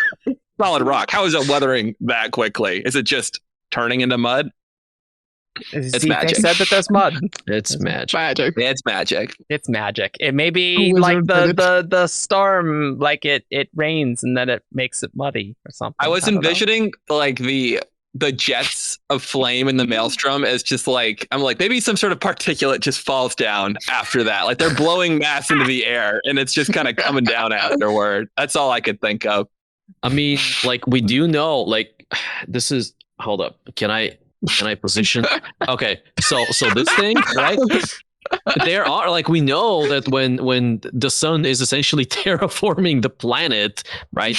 You do have these like geysers of stuff. material that go up. Yeah, right? but it wouldn't be like fertile soil though. But no, like, no. But it's like super it'd be invested like a stuff. regolith, but whatever. it's super invested fast plants stuff. Yeah. It's probably Spiritual fine. mumbo jumbo. That's I right. know. Biggest non-important question for Brandon is: do the seeds of the plants make it through the maelstrom to grow on the other side, or are they being blown back the other direction? That's what I want to know. They are very resilient. They're super invested resilient seeds. You can't get Right. powers from them, but they're super invested resilient seeds. Also, how are the Maybe- gazelles? What? There's just Yeah. the gazelles. Ow. Got I'm legs. so They are surprised. jumpers. I think they just keep running. Like They just keep running. They Yeah. just keep the running. entire time. Like they have a thing where they shut off half their brain and they keep running. Like a dolphin. There you go. Yeah. Well, don't worry. There's plenty for us to talk about on lore episodes when we talk about how completely bonkers this planet is. So don't worry. We will be talking about it. That's I not really the need you science people to explain all those things because I have questions that I don't know. I have. So the secret, Verónica, is that we need real science people to explain that to us. Let's call it the astrophysicist in the acknowledgements. But you guys are more STEM oriented than me. Like I have questions, but I have no idea how to solve them. Those episodes Look, are. I don't know how it's conducting lot of into fun the to core. listen It doesn't to. make any sense. It gets pulled in there. I don't think that it's like maybe it's doing something. It's just not relevant to the story. Like Brandon just needed a mechanism. Yeah. Oh yeah. How it all 100%, yeah. flowed. yeah. But yeah, I don't think that there's like like electricity. yeah. Well, I don't. Yeah, people. I would not try to glean some larger investiture principle from what is happening here. Oh no, Because, not yeah. at all. No. I'm just. This is Oh no, that's more for Like, how in the after world Verónica. does this work? Aiden Alcium made it this way, and This is Aiden not like for, Alcium's like, like, Cosmo. let's have some gazelles here because they're not going to evolve naturally. But I want some gazelles. I here. like gazelles. This Yeah, is going to be gazelle world. It is fascinating because you think like there are some very old worlds, like because like we've got that like shell that that Zahel has, but so they're like hundreds of thousands of years have passed in the Cosmere, but just not. Aiden Alcium has just like recently been like, or maybe not, but he's been messing with some planets. It's like I want. Well, we'll talk about it later. Anyway, we can talk about this a long time. There's so many topics to do here. We'll get to them probably eventually. Put your thoughts below on what you thought of the book and how crazy it was, and just the line of Ox being a high spren. I like that Oh my line. That's a good line. Just like what? It's like all caps. Like, sorry, I spread. I love just that people thought that it was an error. Like on Discord, people were like, hey, but is that a typo? Like, really though? A high spread? To be fair, Eric, we also thought it might have been. I mean, it's true. No, I totally get it, but there's some fun stuff. Put your comments below. Also, put your comments below if you remembered there was a topaz or not in the Cosmere. And we've talked about the topaz on WoBs. We've talked about the topaz. I have talked about the topaz for sure. So we haven't talked a lot about the topaz. Like we've talked about like Hoyd, one of Hoyd's names is topaz, and bearer of the first gem, and that. I don't know if we really talked about the origin of that. Look, that sounds like a next year episode, maybe when we get Dragon Seal. So that'll bide us some time, right? Oh yeah. Okay. And it's hard to talk about the topaz because there's not much to be said. There's a topaz, it's dead now. He was called it. There you go. That's it. Those are all the relevant facts. And everything else is just us going, huh? It's like could the people topaz being like, what are Tamukeks in our Brandon interview? I'm like, I mean, other than it being a bone, that's about it in the Brandon interview. 3 A bullets. bone that you can use to summon dragons. There you go. Anyway, let's get on over to Who's That Cosmere Character. We've been blabbing a while. I don't know how long this is going to edit down, but we're at 3:15 here on the raw recording. Okay. So, oof. This character is from Roshar. Menace, Tien, Tom, Braze, Void in drag on a horse. It's time for Who's That Cosmere Character. Caw. So welcome to Age Cosmere Character, the game show where you send 5 clues in a character to WTCC at 17shard.com. I read each clue aloud, and after each clue, these guys have a chance to guess who's that Cosmere character. And we've been recording so long because there's so many tangents to do on this episode. Yeah. We have been recording for 17 hours. No, we haven't. We are not doing a triple No, recording of this Disney. and Sunlit Man lore. Though Not it even is- this thing went that long. No, like, that's true. That's true. Good We point. have been recording for longer than this book has taken. The timeline of this book. I'm gonna do just one priority queue. So if you support us at our highest tier on Patreon, our Herald tier, you can submit priority queues that are read sooner than the regular queue. We do need to do a Who's That Cosmere Character episode sometime, but I don't know. Well, There's a lot in the regular that's for queue. next year. we were gonna, and then this book came out. Well, no, it's on.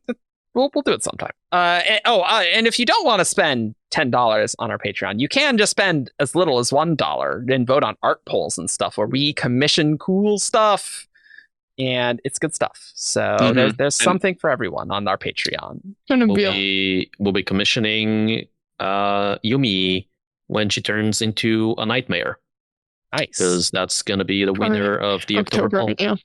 And This is coming out. This is coming out in October. If you join in and you are active patron in the first week of November, we'll be commissioning a Sunlit Man piece. So you can Nice. Vote. give us True. your ideas on what you want to True. see. We might include some of those, and you are also going to be able to vote on what you want to see. Because we got to have art for the wiki, guys. gotta do It's it. true. Cool. So this one is by the old faithful Lamurny. Lamerny. Oh, So Okay. This is Field gonna be 1. Yeah. Clue 1. Love it. This character has point of view chapters. Kaladin. Not Kaladin. Damn it. Prython. It's not Hrathen. I like that. No, I want someone weird. How weird can we get? You can get really weird with point of view characters. Yeah. You want to, like, Honestly. true. Yeah. Let's go with Aiden. Oh, okay. No, it's not Aiden. I thought you were going to go for a good old chaps, old claps. You know that guy? Oh, chaps. Old chaps. Yeah, he didn't say the least important POV character, Argent.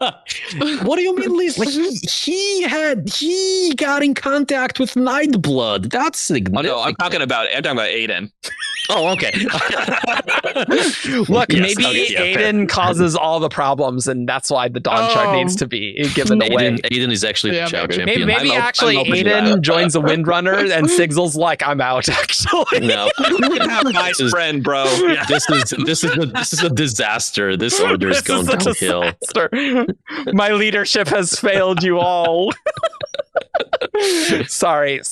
I'm sure there's some Aiden fans in the comments. I hope he's not a cameo. If real life Aiden is out there, we don't hate you. No, we absolutely don't hate you. It's just is an interesting interlude. Clue 2. This character hears a voice others cannot. That's Oh, I was gonna guess that. You know who I'm gonna guess? Who are you going to guess? Zellion. Not Zellion. God damn it. Lamerny, are you not from the future? I was like this guessing. could have been Sixth said incarnation the of Pandora interval Zellion. between the- Wow. Oh, but that's not He's Cosmere. not called Zellion either, is he? No, he Like, is called he is. Zellion. And Is he called Zellion in that? Oh my Oh, gosh. I think it's spelled with an X, He's though, called isn't it? Zellion. We thought it's spelled with an X. Oh, It we wasn't. did. Oh, okay. Yeah. Yeah. Props to all those who were picking out those connections way back. I did not see that until someone else pointed it out. Let's see. Deep cuts here on Shardcast. today. Deep cuts to sixth incarnation of Pandora, everyone's favorite book. Okay. So POV, what was the other clue? It hears a voice others cannot. Okay. Basher. Not Basher. Clue 3. This character has a broken soul. Yeah, well. Ben's mom. It's not his Oh, mom. she's not a POV character, damn it. Zane. Not Zane. Shalon. Just It's not Shalon. I like that too. Clue 4. This character can command capital C investiture. Commands are universal. It's That's what true. it says. That's what it I says. know. It's just not helpful. I know. I think this clue may have been more helpful when this was submitted. Maybe we've known about commands as being broad since Dawnshard. Like this is not. That's true. Yeah. That's true. Okay. Can command investiture, but see that's not the same thing as being invested. As being invested, you know. Like Also not mutually exclusive. yeah. I'm trying to think who would be like. I feel like it's somebody who we need to have evidence that their soul is broken. You know what I mean? Like I'm like Verónica could fit, but I'm like she's been through a lot. We don't know. Like with that. Yeah. We use that descriptor for her. So that's like the most valuable clue I think so far. True. I keep trying to think of like one-off Era 1. Yeah. Like Nice. That's the other place it comes up. Really, it's like hemalurgy stuff or radiance. Mhm. yeah. Or like, you know, the randos that the Ruin talks to. True. What about? Wait, does it all fit? No, I don't think it does. I was gonna guess. What's his name? The guy who kills Wax's wife the first time. Oh, Bloody Tan. Bloody Tan. It's not Bloody Tan. I like that. I though. That's didn't good. guess it though, Eric. That was not a guess. Oh, okay. I was gonna guess. Oh, okay. Well, you get a free. It's not Bloody Tan. Yeah. Fine. That's fine. Yeah. Okay. Well, okay. I'm gonna guess. 'Kay. Raiden. It's not Raiden. Interesting. It was tenuous, but I don't really have any good ideas. Broken Soul can command investiture. Here's a voice others cannot. Dalinar? Not don't know. Dalinar. I like that. Yeah, have- I was just thinking Dalinar as well. It's like actually. so many Stormlight characters kind of fit, but Yeah. like Command. Yeah, like this applies to a lot of Stormlight characters right now, which is why I'm looking elsewhere because I just Yeah. can't really narrow it down between them at all. Mhm. I Yeah. guess Eric's face. I don't have a lot of ideas, so I'll go with Navani. It's not Navani. Clue 5. This character has wielded another's spren. Okay, so it's someone who gets handed a shard blade. I already guessed Kaladin. You did get Calvin. Oh, Renarin. Not Renarin. It fit. It fit. When does he wield another spren? The other shard blade that he The dead one. that he used but couldn't really. Yeah. That's a good idea. Who hears voices? So that's why you were smiling, Eric, as I'm thinking not Rasharin. Maybe I not. don't know. Maybe not. Okay, let's I don't see. know. I'm having a great time though. Yeah, I'm sure. I'm sure. Elegy. It is Elegy.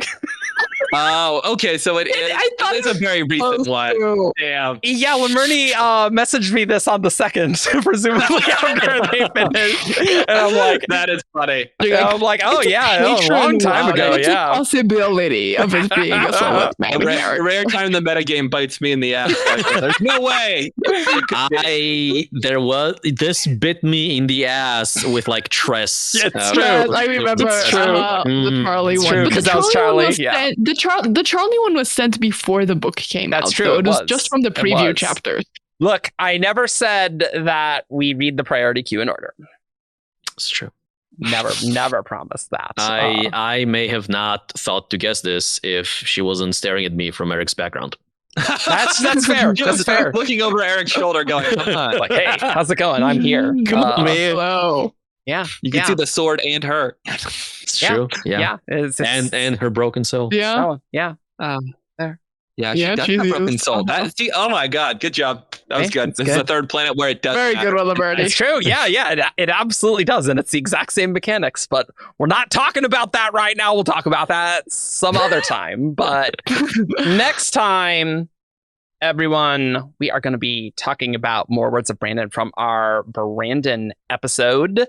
And then probably after that, we'll do Sunlit Man lore or something. We got stuff to do, and we're very Mhm. quickly coming on to the end of the year. The end of the year. Yeah. Like yeah. there's Wow. not that many Where has podcasts. time gone? Yeah, we're gonna have a what is it? Year of the Sanderson episode. Whatever that Literally- is. Not year. Yeah. Mm-hmm. If we do 2 Sunlit Man lore episodes, the next episode is Defiant reactions and then stayed in Sanderson. So Oh my god. that's what it'd be, and then the next one would be on the 31st. Ha!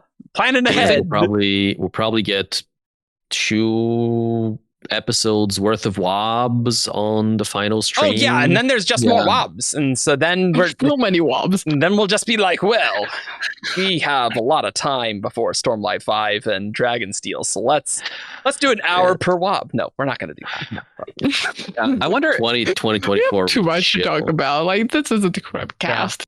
Yeah, I wonder. I feel like this year the Sanderson might not be the most. Like he's gonna be like midway through Stormlight 5. Like, Yeah. Thank God Stormlight 5 didn't come out this year. Can you My- imagine if Stormlight 5 came out next month? I mean, I can't. That was never going to happen. I'm like, structurally, like some of these books would have been written. There's just no way it could have. I don't think he has enough. Like there would have been enough time, like mathematically. He had to do revisions, so it didn't happen. Yeah. Well, and Hollywood things, which also didn't happen due to other things. Rip. Sorry. Filming this well. time next year, right? Aha, funny. So sad. I'm so sad. I mean, look, I'll be feeling better having front half done if we get a Stormlight adaptation. Anyway, none of this has anything to do with anything. We'll see you all next time for not even all of the other WoBs from our Brandon episode. That's true. We didn't actually even finish. That's true. Right. We did end up doing 3, didn't we? We haven't. The last one we haven't done been the third recorded. one, and that will probably be in January. Attached with the spoiler stream. The next Insane. one. So Insane. Yeah. Well, Yeah. okay. Well, when it's unclear to me too, because they said Yumi is going to also be the end of the year spoiler stream. They're going to be joined, and I'm like, okay, is he going to have a separate Sunlit Man spoiler stream, or is it all going to be a trio? I feel like it's probably like going to be all 3. I think it's gonna be I don't know.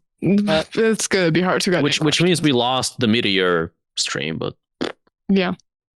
Oh, that sounded like meteor. Oh, we did. Yeah. Yeah, Well, yeah. I feel like the fact that it's or is it October? Yeah. The fact that it's October, we've known we lost the mid-year stream.